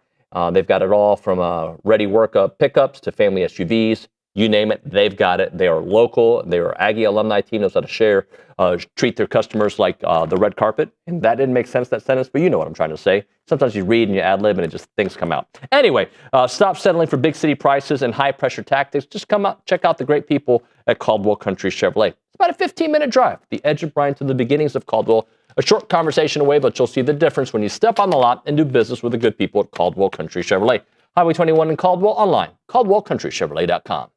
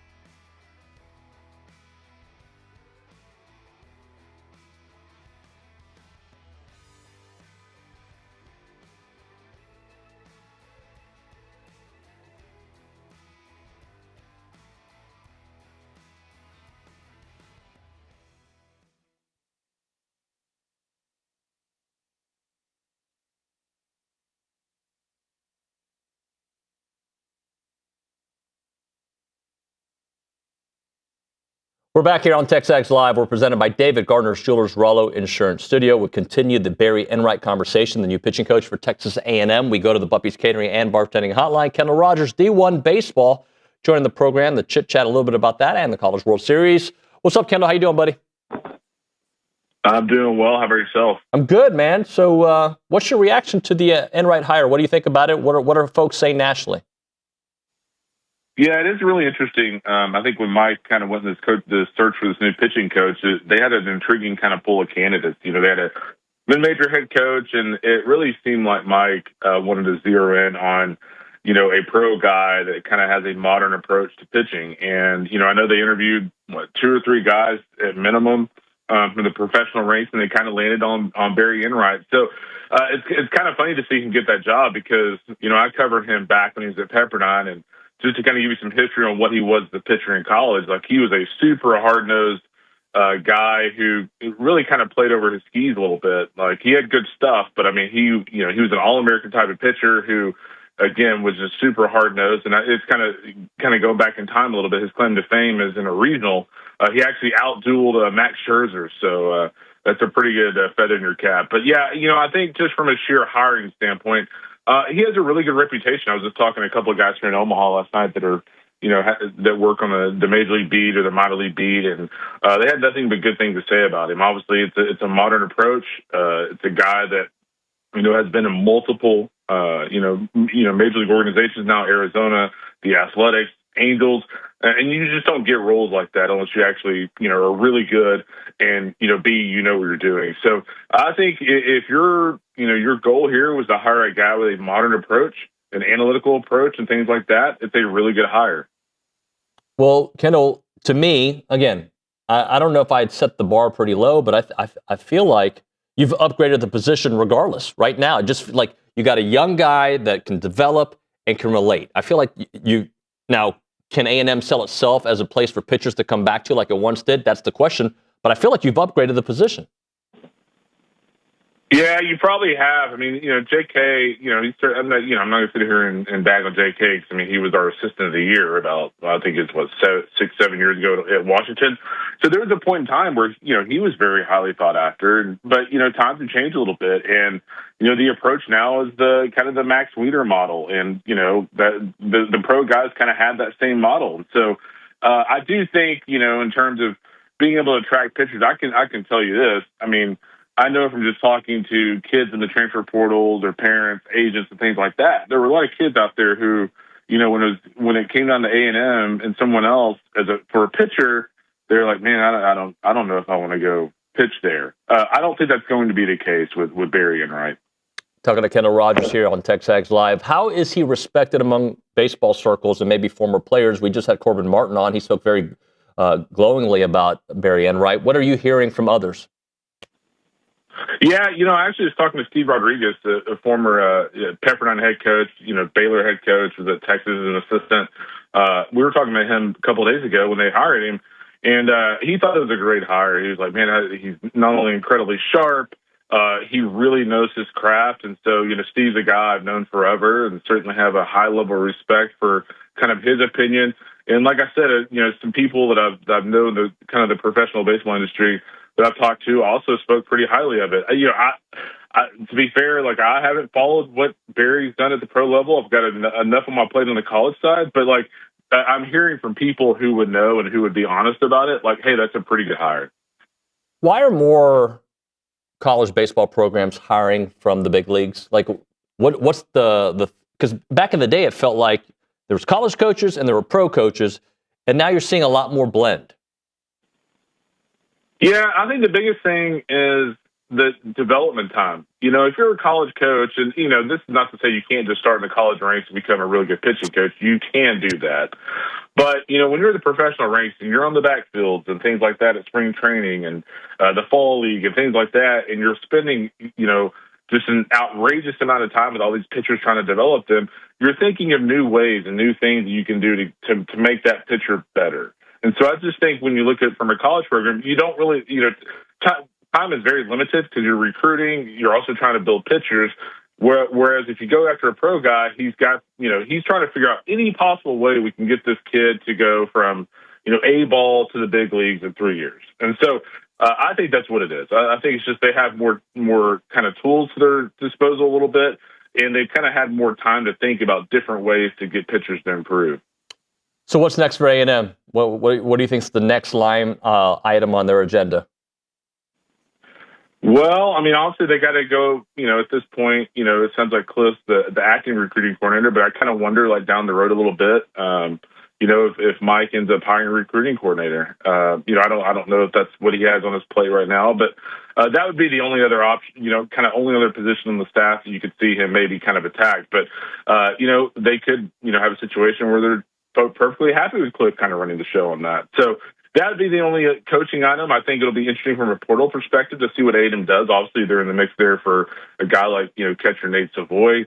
I would expect them now with Barry in tow. Cause it is hard from a transfer standpoint to get a pitcher to visit. We don't have a pitching coach. So now that Barry's in tow, and I think Bronny reported yesterday that he's already been on the phone with a lot of guys, they're going to go super heavy in the portal for pitching. Obviously, they need arms.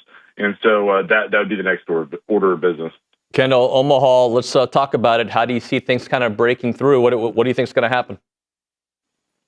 Yeah, I've got North Carolina winning it over Georgia. I just think on the left side of the bracket, which starts today, I really liked how North Carolina played last weekend. We all saw how USC played in College Station, how USC played in the opening game of the Super. North Carolina didn't flinch. Jason DeCaro was really good on the mound. Their offense stepped up when they needed to. So I just really like North Carolina's club. And then on the other side of the bracket, I essentially think the winner of tomorrow night's game between Georgia and Texas is the team that will win that bracket. And I'm going to stick with Georgia. Georgia's one of those teams, like, I've been waiting for them to kind of take a step back at some point this year. And they've just never done it. I mean, they won the SEC regular season by 5 games. They won the SEC tournament. They cruised through the regional. They, got through a grueling super regional. They're incredibly battle tested. I think their offense can play up in this ballpark. The wind's going to be blowing out. And I don't necessarily think they need a bunch of wind to hit bombs. I mean, if you go look at their home runs last weekend against Mississippi State, I think like 4 or 5 of them went like 450 feet. So it doesn't really matter like where you play. If you're hitting a ball like that, it's getting out of the ballpark. So, Dylan Volantis will be a tough matchup for them tomorrow night. But at this point, it's really difficult to doubt Georgia. If you were to give me a top 4 of your picks, North Carolina 1, Georgia 2, what would the next 2 look like? Yeah, I'd probably just put Texas at 3. I mean, I think if they win with Volantis, I mean, they're really set up well from a pitching perspective. I do think for Texas going into Omaha, I kind of circle Adrian Rodriguez. He played really well last weekend against Oregon. I'm very curious to see if he kind of carries that over here in Omaha. Then for the 4th team, I mean, probably Ole Miss. I think Ole Miss is as dangerous as anyone. I mean, if you look at the way, even going back to the A&M series, Taylor Rabe's throwing really well for them. Hunter Elliott's a national championship here as a pitcher. And they certainly have some nice bullpen pieces with Hudson Calhoun, Walker Hooks, and guys like that. So that was my top 4. And honestly, like if any of those top 4 won this thing, I mean, I wouldn't be remotely surprised. How important, and I know the answer is very important, but just how important is next year for this A&M baseball program, for Coach Early, for the future of what this program feels like? Yeah, next year is incredibly important. I think if you're A&M, and I'm not sitting here saying they got to get to Omaha next year, but I think if you're A&M, you have a good nucleus coming back from an offensive standpoint. Obviously, I mean, you're losing some pretty good guys, but I mean, those young bats will certainly be a nice group to have back. You would like to add a guy like Savoy to the mix as well. But ultimately, you want to see better pitching. And I think this is a team that, if they get to a regional and they get to a super regional, I think you would call it a success given what they've lost offensively, or what they will lose offensively from this past team. That is Kendall Rogers, D1Baseball. Kendall, I appreciate it, buddy. We'll talk to you soon. You got it. You got it, man. See you. All right, see you in a bit. That is Kendall Rogers on the Buppy's Catering and Bartending Hotline. Right now, we're talking about Guaranteed Bank and Trust. They started back in 1913, so they've got over a century of experience helping Texans as one of the most respected community banks. They are proudly serving Aggieland as your community bank. When you go there, just know you're going to be dealing with hometown guys, right? 3 convenient locations in the Bryan-College Station area. They are very deeply invested into this region. Brandon Sears runs the team here in Bryan-College Station, and he loves this area. 33 great locations across Texas, East Texas, to DFW, to Houston, to Central Texas, and as I mentioned, right here in Bryan-College Station. So wherever you are in Texas, Guaranteed Bank and Trust is going to make local decisions with people that you know and trust. They support financial education, home ownership, local business, nonprofit efforts right here in this very own community. And every decision is shaped by helping those in our neighbors grow stronger. What you need to do is check out the website, gnty.com. gnty.com. It is Guarantee Bank and Trust, a division of Glacier Bank, member FDIC, equal housing lender.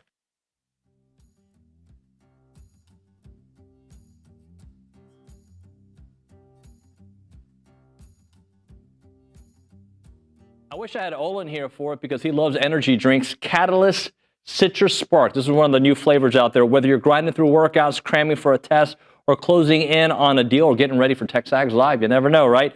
Fast becoming the go-to fuel for Aggies everywhere. Zero sugar, I'm all in for that. Or synthetic sweeteners, no artificial colors or flavors. Catalyst delivers clean, high-performance energy with smooth, crisp taste that is never syrupy, designed for both health and hustle. You want to get going? You use this Catalyst right here. It's about pure energy and pure results. And what sets them apart? Packed with premium nootropics blended to boost focus, clarity, and mental stamina. I need this. I'm in, guys. I'm in. Plus, with plant-based caffeine, vitamin B12, B6, Catalyst supports metabolism and energy production, making it more than a drink. It's your lifestyle training partner. Built for competitors on the field, Catalyst fuels strength, focus, and pure results. Buy now at drinkcatalyst.com. That is drinkcatalyst.com. Train harder, think sharper, pure results. It's Catalyst.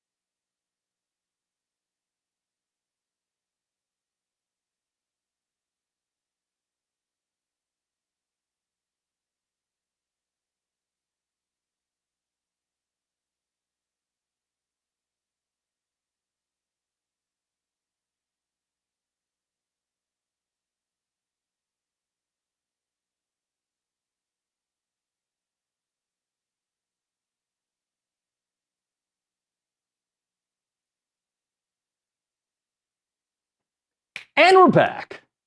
You ever have one of those days you just can't speak English? Yeah. I know you're not ESL, but I'm having one of those days. I'm like, what the hell am I saying? Like, I'm hearing myself talk. I'm like, who is this guy? And maybe many of the listeners are saying, this is you every day, David. Well, now I'm conscious of it, okay? I hear it. But I suck. I don't think I've seen any comments of anybody calling out your English. Because they're all arguing about Cam Coleman and, like, you know, who did this and who did that. They are talking about Cam Coleman in the YouTube comments. They're having quite the conversation. Didn't somebody say, like, somebody asked, I think it was Sam, of course, Sam loves the troll, said on there, like, would you guys be saying the same thing about Cam Coleman if he was an Aggie, if he picked A&M? What was the commentary, that he was overvalued? Yeah, so I think it was Dermdock or somebody on the YouTube page gave out, like, what they had heard Cam Coleman got out of the portal. And everybody was like, oh, Cam Coleman, that's too much money. He didn't produce at Auburn. And then Sam was like, would you guys be saying the same thing if Cam Coleman picked A&M out of the portal? How about this? Two things can be true. You could still point out that he wasn't, his freshman year was better than his sophomore year at Auburn, right? No doubt. Yeah. You could also say he had no quarterback throwing to him. He did not. Right? Except for one game against A&M. Yeah. Peyton Thorne, shout out. Thorne on my side.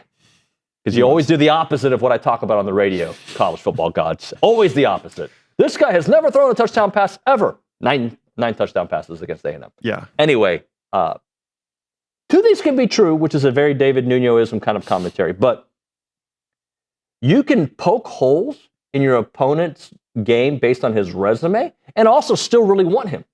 Yeah. I mean, I don't want him anymore. Well, right? yeah. But like, we have Horton. I'm very happy with Horton. I am too. But if had Coleman wanted to come to A&M, guess what? Most of us would love him. Yeah. That's how. That was my whole thing about Texas Tech the other day. Right? Like, if it's our guy, I think many of us are like, oh, I like this guy. And if he's not, oh, I hate that dude. That dude's terrible. You got thrown through the ringer for that comment. It was kind of funny. I mean, let's be honest. It was just a comment. Yeah. Like, I don't, believe it or not, I don't write out my takes. Like, okay, I think this is, because somebody was saying that was clickbaity. I just think most programs would do it. And guess what? Brandon Marcello agreed with me, and so did the PTI guys. And you can say, and then who disagreed with me? Olin disagrees with me. That's called sports. People agree and disagree. It's life. You know, then you got Positive Ag that doesn't like anything I say, creating a post, and then it just takes a life on its own. I don't know, guys. I just think this. I don't have to be right. This is not like a debate. Yeah, you shared your opinion, and people very loudly disagreed with your opinion. But there were people very loudly. There were people very loudly that took your side. That's just how life goes. It's called conversation. Yes. Tell me something. So we do have things that are going on TexAgs today that aren't debating whether or not we agree with David Nuño. Some of the things that are on TexAgs today, of course, baseball transfer portal thread that is run by none other than Ryan Broninger. I heard that on the B team. Are we breaking records? I know we always do. Every year we do. I think because I joined the B team on Wednesday and Thursday this week, we did not break records on the B team. Sorry. No. I'm saying the thread. That thread always breaks records. Like each year, I feel like it grows because Bronny's intel is so on point. Bronny is currently, latest update is he is trying to gather visitors that will be here over the weekend, as I feel like we should just do TexAgs today on the other side. 591,000 views currently the on that thread. The other day it hit 67 pages. Don't ever do that again. 6-7. We're going to hit a break here. When we come back. One more time, Reese. 6-7 mention. You go a little high with that. Keep it lower. When we come back on TexAgs Live. I'm not going to do it anymore. I'm done. Now I know why. Billy Liucci, I think.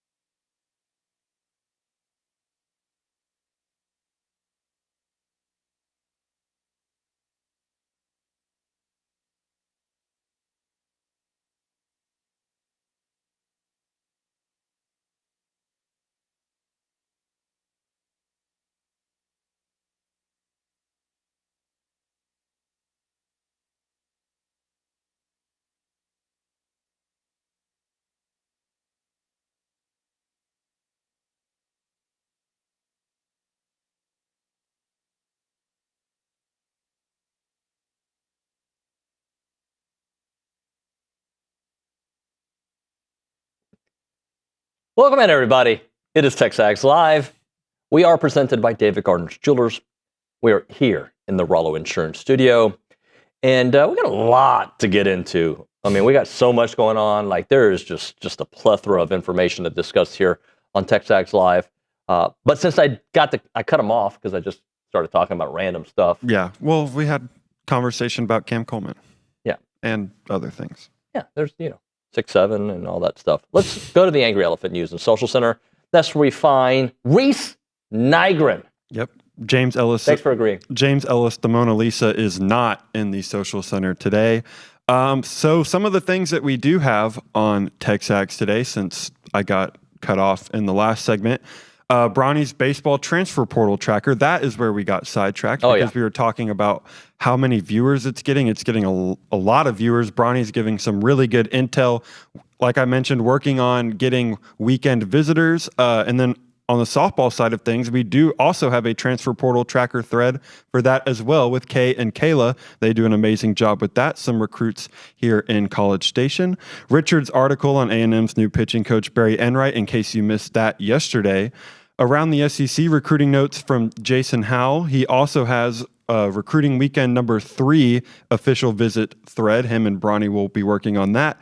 And then registration for preseason kickoff, I believe, is still open, but again, not for much longer. So make sure you get yourself some tickets for that. Later today and this weekend, continued track and field coverage from the NCAA Outdoor Championships. That will be from Richard Zane. The baseball and softball portal threads, I'm sure, will continue to be active.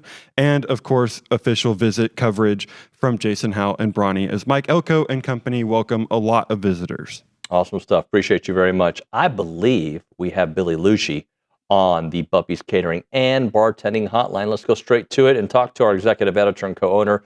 Billy, good morning, sir. How are you? No, I'm good, David. How are you? I'm good, buddy. I thought we'd start this morning with the Barry Enright hire. What'd you think of it? You know what, just from talking to people close to the situation, I think they are really fired up within that program. And to me right now, like when you go hire an MLB coach that hasn't, done this at the college level, that's all you can really ask for. And now, of course, you're always going to be excited about the hire internally, right? You picked it, you made the choice. But what you don't realize, and it's what Bronny knows, and it's what I know, is who they went through to get there in terms of who the candidates were and who Michael Early vetted. And I'm not saying every single candidate was saying, sign me up, I'm coming. I think the very first guy they looked at probably just got a raise out of the deal. But they're from the get-go, from the very beginning, we knew there was a good chance that Mike Early, and I would even say Cliff Pennington with his MLB ties, I think there was a really good chance they were going to go this route. He looked at college coaches, as Kendall Rogers reported. He looked at a sitting, I don't know what we call them in baseball anymore, is that group of 5 head coach with a good reputation. And he looked at multiple MLB coaches. And this is the guy that they picked. And it wasn't that they didn't have options either. So knowing factually that they had other options that would have taken the job, and they offered it to him. And I'll be honest, when Mike Early comes on to talk about him, I think you're going to sense genuine excitement there beyond just the usual coach speak. I think they're pretty fired up about this addition and kind of what he brings to the table, kind of that mix of new school, which everyone is doing now in terms of the analytics and the metrics and everything like that, versus also just being able to get the hands dirty and coach these kids on how to pitch, not just mechanically, but in game, the mental side of it. So I think when we have him on the show and the first time you hear him get interviewed and stuff, I think people are going to start to really fall in love with him and go, oh, okay, I get it. That's why Mike Early went that direction. Not, and I know it's been said, and I'm not trying to say, because I know he's probably the best pitching coach that A&M has had, and besides, hell, let's be honest, Rob Childress. But Max Wiener with a similar background, and I think you'll see. I think they're very different personalities, but I think you'll see like, oh, okay, I could see where this is really going to play at the college level. So I think the more there's one of those deals, the more you get to know them, the more people are going to go, oh, I see exactly why that happened. Billy, this is going to seem strange considering Coach Early had to put a staff together really quickly at the beginning of the 24, right after the 24 season, excuse me. But is this the biggest hire and the most important hire of his time here at A&M? Yeah, without question. Without question. And he's got one more hire to make, and I think that's a big one too, because that's going to, factor in directly into player acquisition, most notably in this portal where they still have a lot of holes to fill on this team to get that lineup, to SEC title contending, Omaha contending level, because that's what the expectation I think will be coming off year 1 to year 2 to year 3. So to do that, this next hire I think will actually be equally as important because they've still got several pieces of a roster to put together, and his recruiting coordinator hire is going to have a lot to do with that as well. So I would just say this round of hire, this coaching staff, which is going to be Pennington and then presumably Claunch, who's, I think they do everything they can to keep from, he's obviously upward trajectory in this profession, but Pennington, Claunch, and then these two that you add, this staff will be his kind of defining coaching staff. Let's put it that way. A couple of things. We had Corbin Martin on the show earlier. He has a relationship with Barry Enright from his days at the Diamondbacks, and he said one of the things that really intrigued him was that he's relatable, young enough to kind of understand what these younger players are going through because he was in the big leagues not that long ago, but also old enough to be able to relate on a different level with the older pitching. He said he was very fired up about it. The fact that this guy, again, comes with major league experience, both playing and coaching, but also young enough to kind of relate with the modern day of baseball, I think that's could be a difference maker recruiting wise. Oh yeah, absolutely. In today's day and age, you really have to have it. Doesn't mean you have to be young. There are exceptions, and there are plenty of young guys that can't recruit. But I think to be able to, you've got to have that. What Corbin said, so that's really encouraging to hear. And by the way, I don't think Pennington played with him. I think he did, right? I think that overlap. But either way, he knows him very well. I don't think Pennington or Early would have felt good about the hire if he's not a guy that they felt like could really resonate with recruits and pitchers in the portal, which also, like Corbin was saying, that's translatable. So if he could do that with young guys and in the MLB, then he's certainly going to be able to do that with young guys in college. How much attention are you going to pay to the College World Series? Have I been paying, or am I going to pay? Are you going to pay attention to it? I think you know how I am. Like when my team's out, I pay attention enough to know how to be able to talk about it, but I'm just out. Like when A&M's not involved, I just don't have the same passion. I agree with that, but I like watching it still. I still like watching it. If the Aggies, if I felt like this was, if the A&M team from a couple of years ago didn't make it and had gotten upset by Oregon, it would be a lot harder for me to watch much of any of it. But it was very hard for me. A couple of years ago, I went to that Cotton Bowl, Ohio State, Texas, and I didn't really care. I went and I'm like, all right, well, hopefully A&M's here a year from now, and they really almost were. But it didn't sting watching that game at all. It was, I was actually elated with the way it ended, keeping Texas out of the title game. But then this year, I went to the game again, which tried to tell everyone, after that game that I tend to do that, and I don't want to, listen. But I went again to watch Ohio State Miami. That one was tough because everything Miami did, I'm going, damn it, A&M, in so many ways, played Miami better than Ohio State did. And I'm like, gosh, I really want to know how Julian Sayin would have done in this Ohio State offensive line against the A&M pass rush. And I don't think the Ohio State running game is good enough to capitalize on the Aggies, run liabilities on defense like Miami was, and so you're doing all that. Had that team a couple of years ago lost to Oregon and not made it, and I'm going, well, that's just because Braden got hurt. Had he not gotten hurt, if I had to sit there and do that, I'd have a tougher time watching it. But because A&M, this year, I just, once Sims was declared out, you're just like, man, they just, crazy things have happened. Yes, like Troy's in there, but the odds were it wasn't something that looked like it was trending towards A&M getting there, and they could have because it's college baseball. But it just, I'll watch it without feeling like, damn it, the Aggies should be there, And now the expectation is that next year they are there. I think it's fair to kind of, it doesn't mean it's a disappointment if they don't, but I think it's a fair goal to set. We got to wait, though, and see who his final hire is and what this final roster looks like before we start, kind of trying to figure out where this team fits in. But that's why these hires are so important. Billy, I haven't talked. Go ahead. But I'm into this, and I do think, it's so easy to expect the winner of Texas, Georgia, and the winner of, is it North Carolina and Ole Miss? It's Yes. kind of like I'm expecting those two winners. You kind of expect those two winners to be in the final, but I would say on that other side of the bracket, I would not overlook OU or Alabama at all.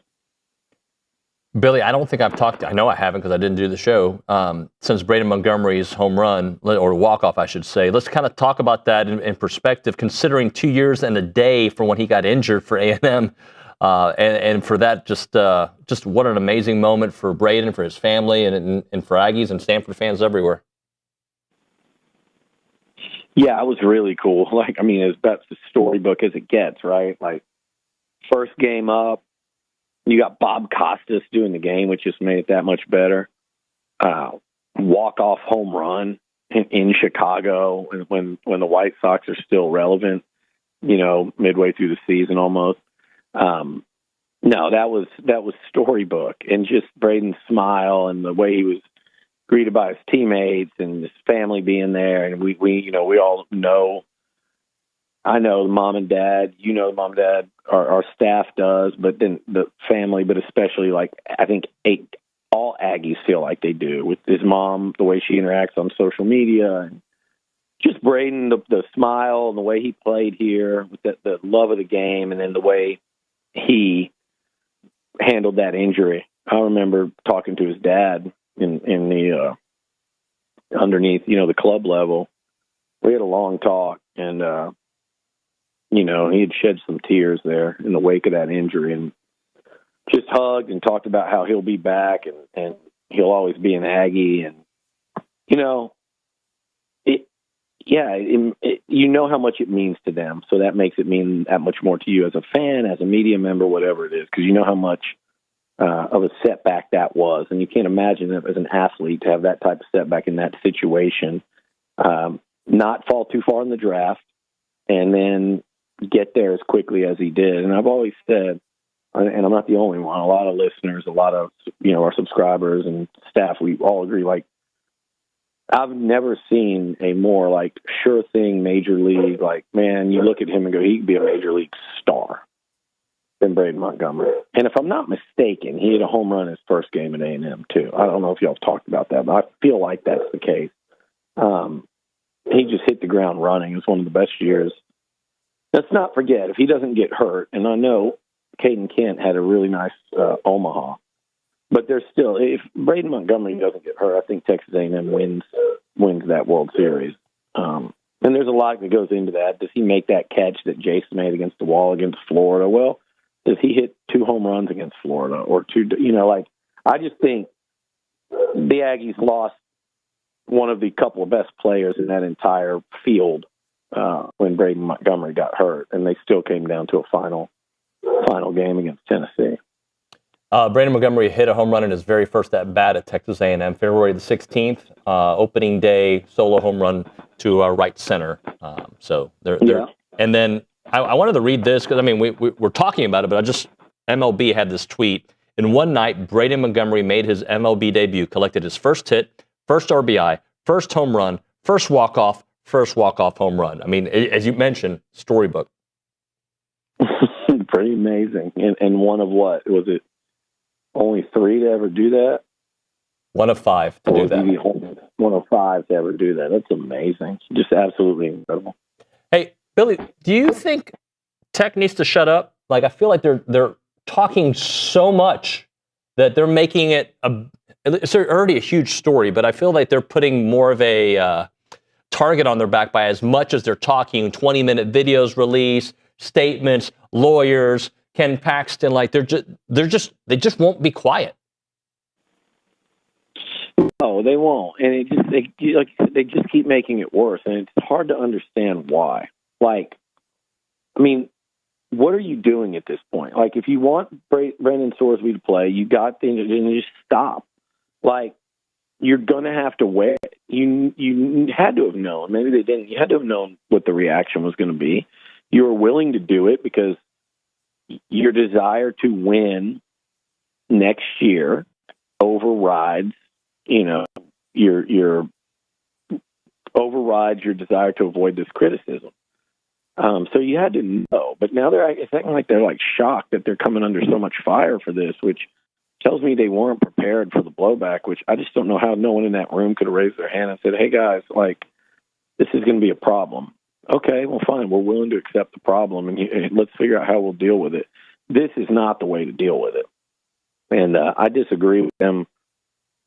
They say the judge did it, and da-da-da. They still reserve the right to say, hey, he's not going to play this year. Not in his best interest. It's not in our best interest. How do we discipline our own players moving forward after this? When, I just think it sets them up in a really bad spot everywhere with the with the college football world, the media. I know people say, who cares about the media? They clearly care the way they're reacting to it, but it's a rough look, and they've taken it from bad to worse, and they went from that program that everybody kind of could go, myself included, like, hey, good for them. Like, go get it. Like you want to be one of the big boys, spend your money. This act that nobody wants us in there because we're Texas Tech, that's not true. I was complaining last year because I felt like most of the media treated them with kid gloves about the schedule all year. They treated them with kid gloves, and it's like, hey, like, be critical of these guys. I know they're a cool story to y'all, and the reason they were kid gloving it was because they thought it was, they didn't want to step on. They didn't want to say, hey, we're going to pick on the guy that's trying, to be different and trying to get into this club that normally you can't get in. They were like overly forgiving for Tech for that. And I promise you that's why, because they were like, hey, this is a cool story. These guys are the little engine that could, and they've got all this money, and they're taking advantage of the new system, and we don't fault them for it. And they took it to a fault because it's almost like they don't want to criticize them. Well, somehow they burnt up all that goodwill, and they changed the narrative about their program and themselves when they kind of had a good thing going in terms of PR and perception. All right, Billy, we'll hit a break here. We'll come back with a little bit more on the other side. All right. Billy Liucci there on the Bumpy's Catering and Bartending Hotline. As a reminder, the final segment of the program is brought to you by Double Dave's. That's at 10:50. But right now, caller number 12, 979-693-1150. We're going to hook you up with your choice of a dozen pepperoni rolls or a large one-topping pizza from Double Dave's. They've been serving Aggie Land since 1984 with your favorite pizza and, of course, those world-famous pepperoni rolls, reliable in-house delivery, bringing piping hot goodness straight to your door. Just click on doubledaves.com and your favorites are on their way.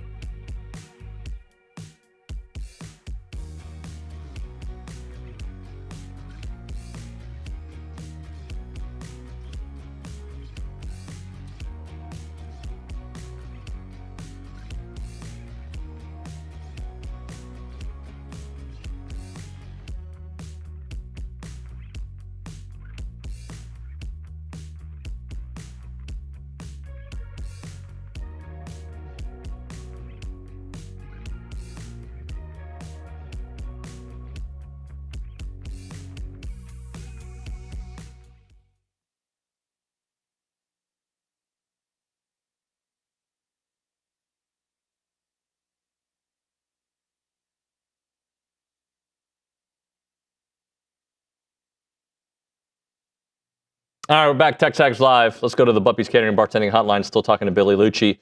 Billy, the schedule release, which, there's these schedule releases happen like 3 times, so it's a great made-for-TV event. But now we have the windows.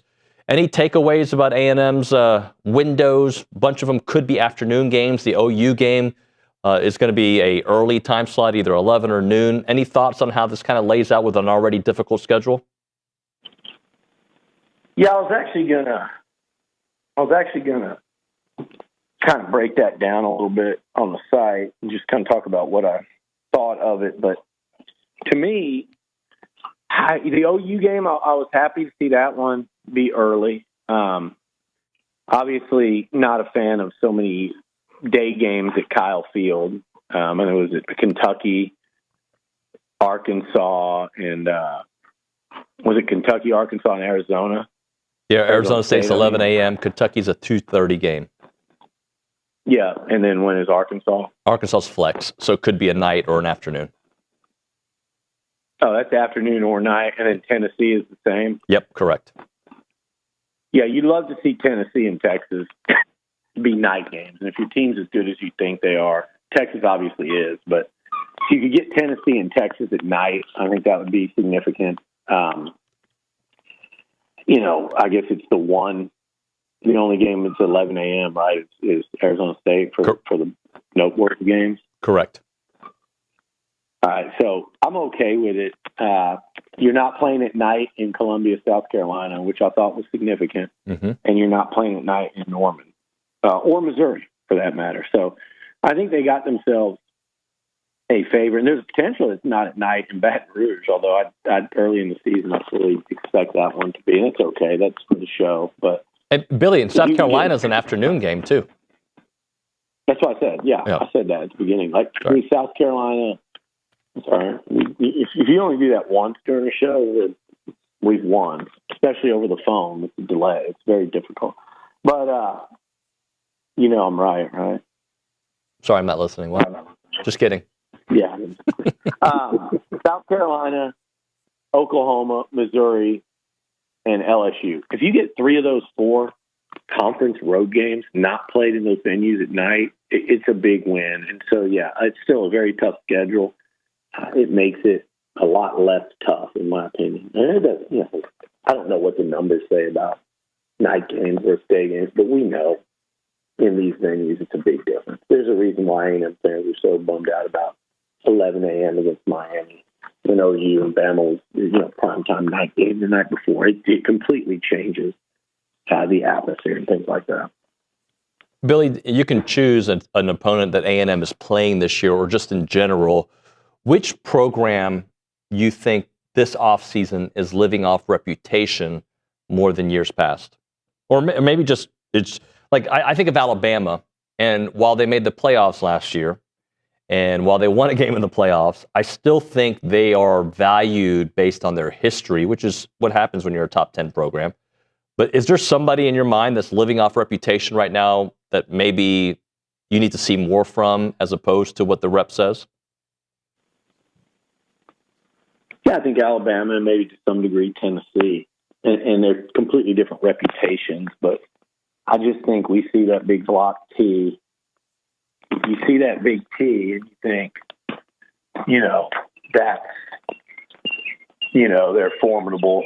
And they are formidable. But you see Tennessee and you think of maybe where they were trending a couple of years ago. And you think of Rocky Top, and there's a lot of talk about Josh Heupel and things like that. So, I think with their quarterback situation and all that, they still need to go out and kind of prove it, Billy, I'm going to play a soundbite from Josh Pate that Nick got queued up, where he basically, there's a couple things he talks about, but what will it take for A&M to be considered one of these top 10 programs? I have my thoughts. I'd like to hear yours, but here's Josh Pate talking about A&M and the future of the program. All right. Considered a top 10 brand today. Texas A&M could easily be this. I've fought this battle forever. I have long believed this has been the biggest sleeping giant program in terms of like national top 10, top 5 potential, cause they have it. But there is a portion of our audience, there's a portion of the college football public that refuses to believe something's possible until their eyes see it. What does it take to be a top 10 program / brand that they don't have? So mainly the answer is money, and they've got that. They've got a massive fan base. They put like 300,000 people in that stadium every Saturday. Also, unique culture. It was pointed out to me the other day that you cannot spell culture without cult, as I was making an A&M point, which I thought was uncalled for, and at the least, and inappropriate at the worst. What you call cult-like behavior, I just call tradition. So I've never had a problem with Texas A&M. But yeah, absolutely. Absolutely. Like, they're already kind of there. They just made, like, they were just in the playoff last year. So they're already knocking on the door of it, and I think the best is yet to come there. All right, so the middle of it, he talks about what it takes for them to be considered a top 10 program. I'll let you answer from there, Billy. Well, I just think that Josh nailed it exactly right. What it takes is they have to go out and win. They have to go out and prove it, and they have to get the right head coach. And you know, we all thought Jimbo was everybody, even the most negative among us, even the most TexAgs told us this, TexAgs told us that among us, believed Jimbo was the guy at some point. You believed at some point. Tell me you didn't during 2012 that Kevin Sumlin was the guy. They were like got him. I don't know if I'd say close. They did get him close. They both had top 5 finishes, but there's more to it than that. You have to build the program and sustain it, and you have to have that breakthrough and then follow up on it. And I think the breakthrough for A&M was last year. The breakthrough was last year, and now they have to follow up on that. And, you know, we all want them to follow up on that this year. But if they don't follow up on it this year, it's still, you know, what does it look like 3 years from now? I mean, we all want it to be right now. But the point is, you've got the coach that can build it. You've got the commitment level. Like Josh said, you've got the money. You've got the fan support. You've got the recruiting base. You know, the location, all of it's there. It always has been. What hasn't been there, though, is the NIL, which allows A&M, the rev share stuff, which allows A&M to separate a little bit. And we've seen that. You've seen that they do more than certain places that normally and historically have won more than A&M. So it starts to change things. And that's where I think, you know, A&M now is, you know, I always talk about it. When I'm talking about Texas, I'm like, Sark was a massive beneficiary from NIL, but I've never said A&M wasn't as well. And they are. And that's a good thing. We want that. And so you kind of kick that into it with them having who I believe truly is the right coach for a long-term build into a power. It doesn't mean it has to take a long time, but I'm saying like with longevity and sustainability because of the way he runs his program and Mike Elko, you've got that finally. Billy, I agree with everything you said. My point earlier in the show was it just takes consistency, right? Doing what they did last year, 3 out of 4 years, 2 out of 4 years, you know, just a consistent a contender of the playoffs or in that playoff field consistently is how you become a top 10 program as opposed to the one-offs that we've seen in the past. Without question, and that's exactly what it is. You've got to, again, like I said, is it this year? Is it over the next 3 years? You know, does anyone go 9-3 and miss the playoff this year and come back and go to the semifinals and then win it the next 2? We don't know, but that's the build, that's the consistency. I mean, obviously, for them to get back this year, I think would cement it. Not say that that's done. Like, what if they get back and lose in the first round again? We'll all be disappointed in the finish. But if that's a team that goes 11-2 and 10-3, and they're 31-5 over a 2. I mean, 20, good math there. 21-5 over a 2-year span, and go to the playoffs twice. Like A&M's arrived, and then then it becomes all right. get you the right group, which you will, because the way they're recruiting right now, the way they portal, and then you think about, imagine the momentum with another playoff berth in terms of player acquisition. I mean, they'll be there, and so that's why this year is so important, in my opinion, because you could fast track that thing and just kind of assume at that point that it's coming, you know. Yeah. All right, we'll hit a break. We'll come back with more with Billy on the Buffy's Catering and Bartending Hotline. Hit a break here. Right now, we're talking Milliken Reserve.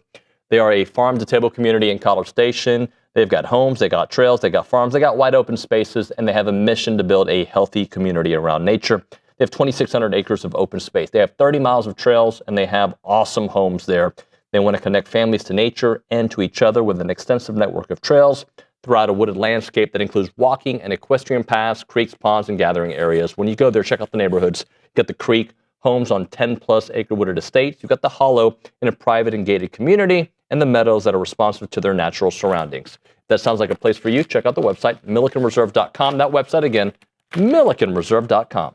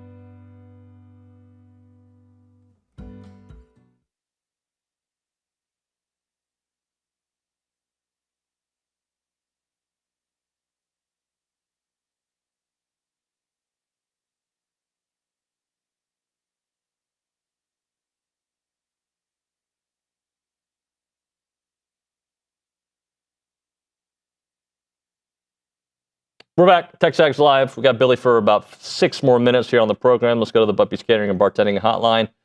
All right, Billy, I got a question for you. What's up? Okay, just want to make sure you're listening. Do you think Mario Craver is undervalued nationally? I know we like to get up in arms, talk show hosts, when guys aren't on certain top 10 lists, but I'm just curious, what do you think the national perception is for Mario Craver?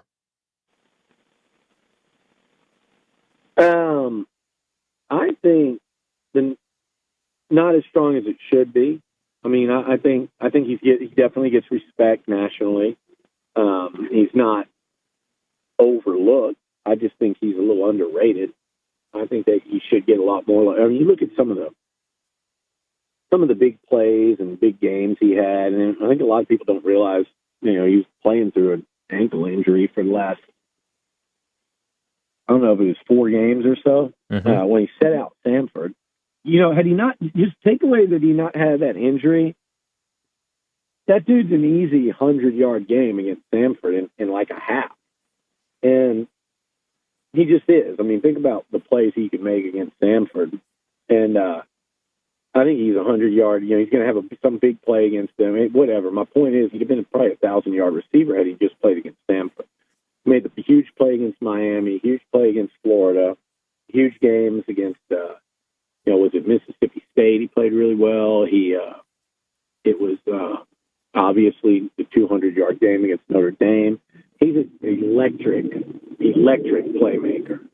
And again, I think him not being 100% against Texas really hurt them there as well. I do think he was good for Miami. And what, lo and behold, gets behind the defense, makes an incredible play. So I think Craver's a freaking stud. And watching him this spring, he was even better. That's what's really exciting. Watching him this spring, he was even better. You just look at him out there, and you're going to have the quickest, fastest dude out there. And there's some really quick, fast dudes, but he's just a nightmare to cover. He really is. And so explosive. He short game, over the top, vertical. He does it all. The screen. He's a weapon. I think he's big time playmaker. Well, the reason I brought it up is, certain outlets have talked about him as a top 5, top 10 guy. But this particular one that I'm reading right now, ESPN, I'm going to read you their top 10 list.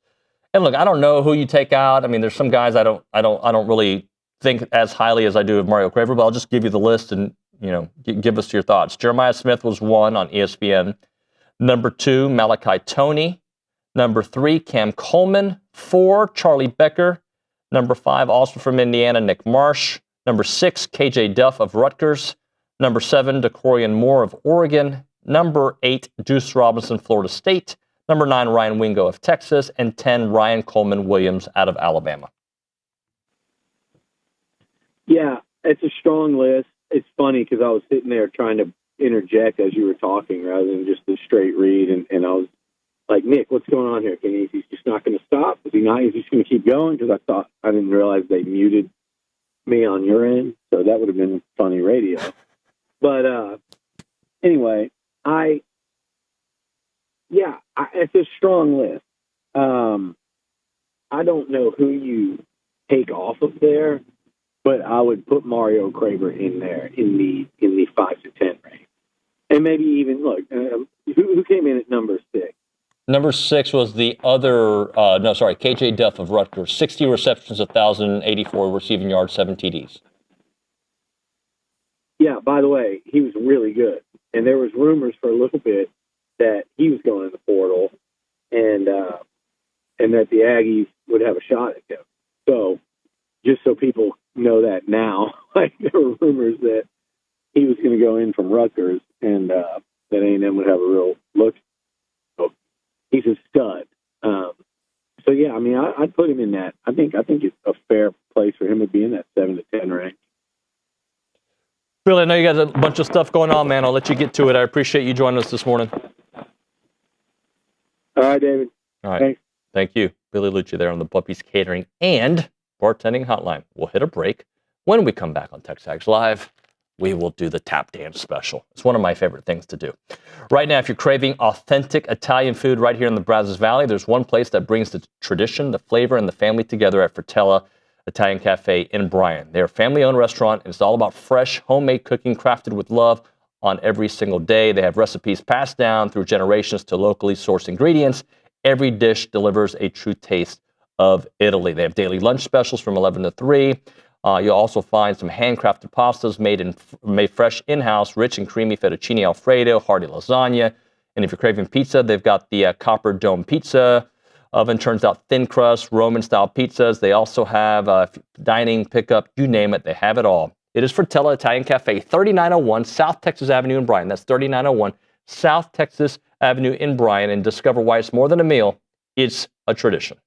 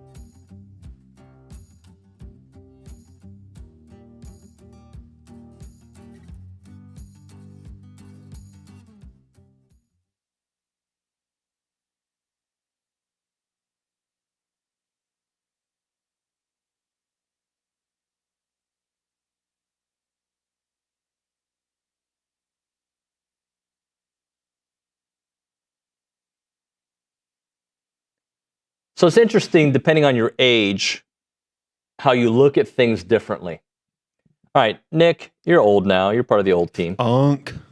And Reese, you're a part of the college team. Yes. And I'm part of the super old team. And then Olin's part of the prehistoric team. So I did the new student conference this week, right? That's why I missed a couple shows. Yeah. And I don't know what they told me at mine 31 years ago. Okay, I don't know. I have no clue. But like, I want to go to A&M. Like, I went to A&M.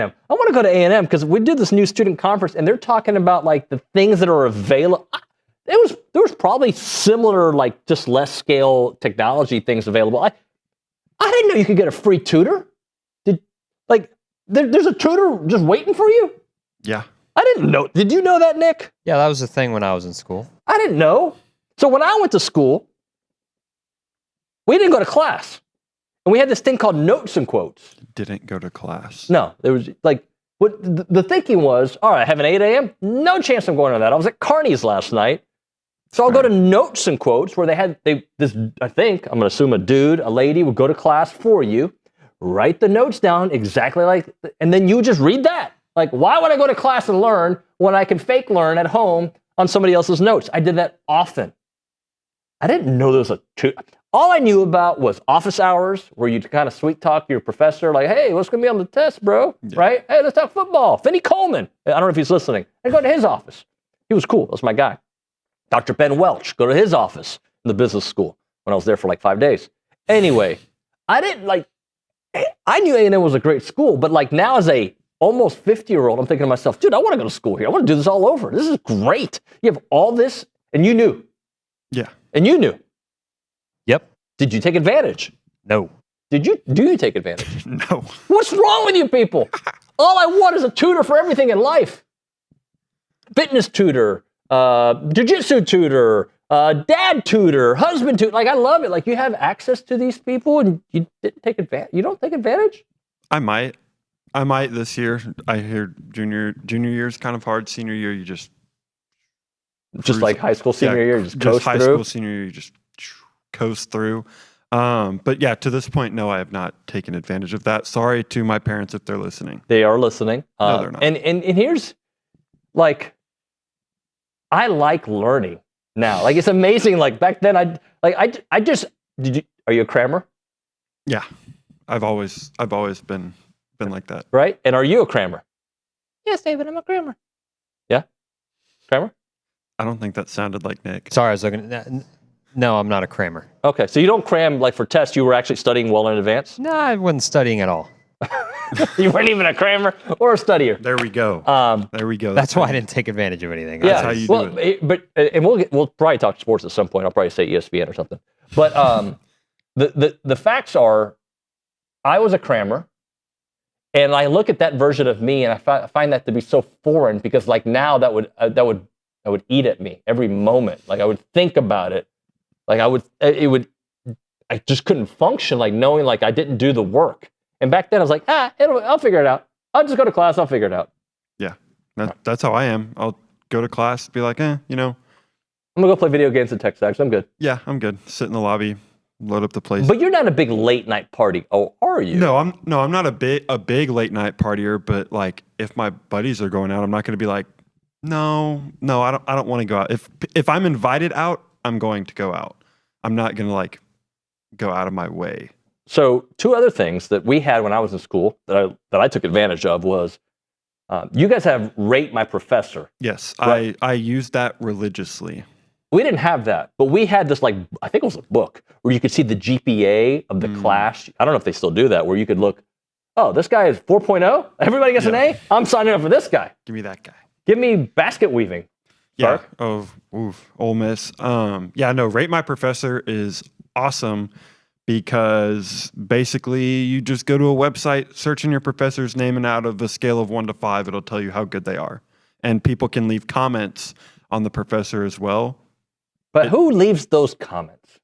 Have you left a comment before? I've never left a comment on. Have you rated a professor? I've never rated a professor either. But it's either the people who were like teachers' pets or the people who never went to the class, because the comments are either, man, like she doesn't like curve tests, blah blah blah, and I'm like, that just tell me you didn't go to class. And there's people that are like, oh, the lectures are awesome, every single one was so fun. Nerd like, alert. Yeah, no.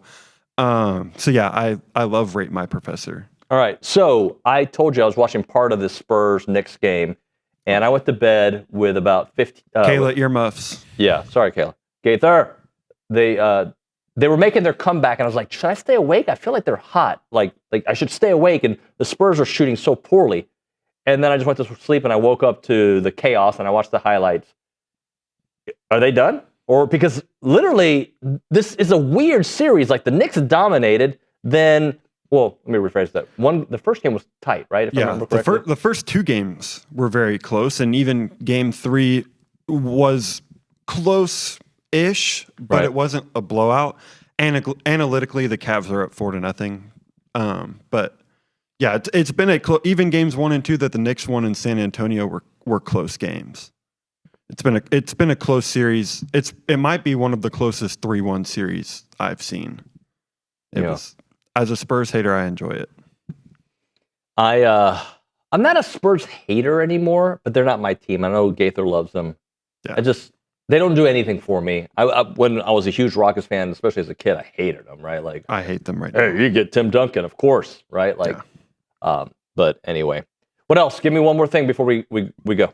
So someone did actually comment about the pitching coach earlier this morning.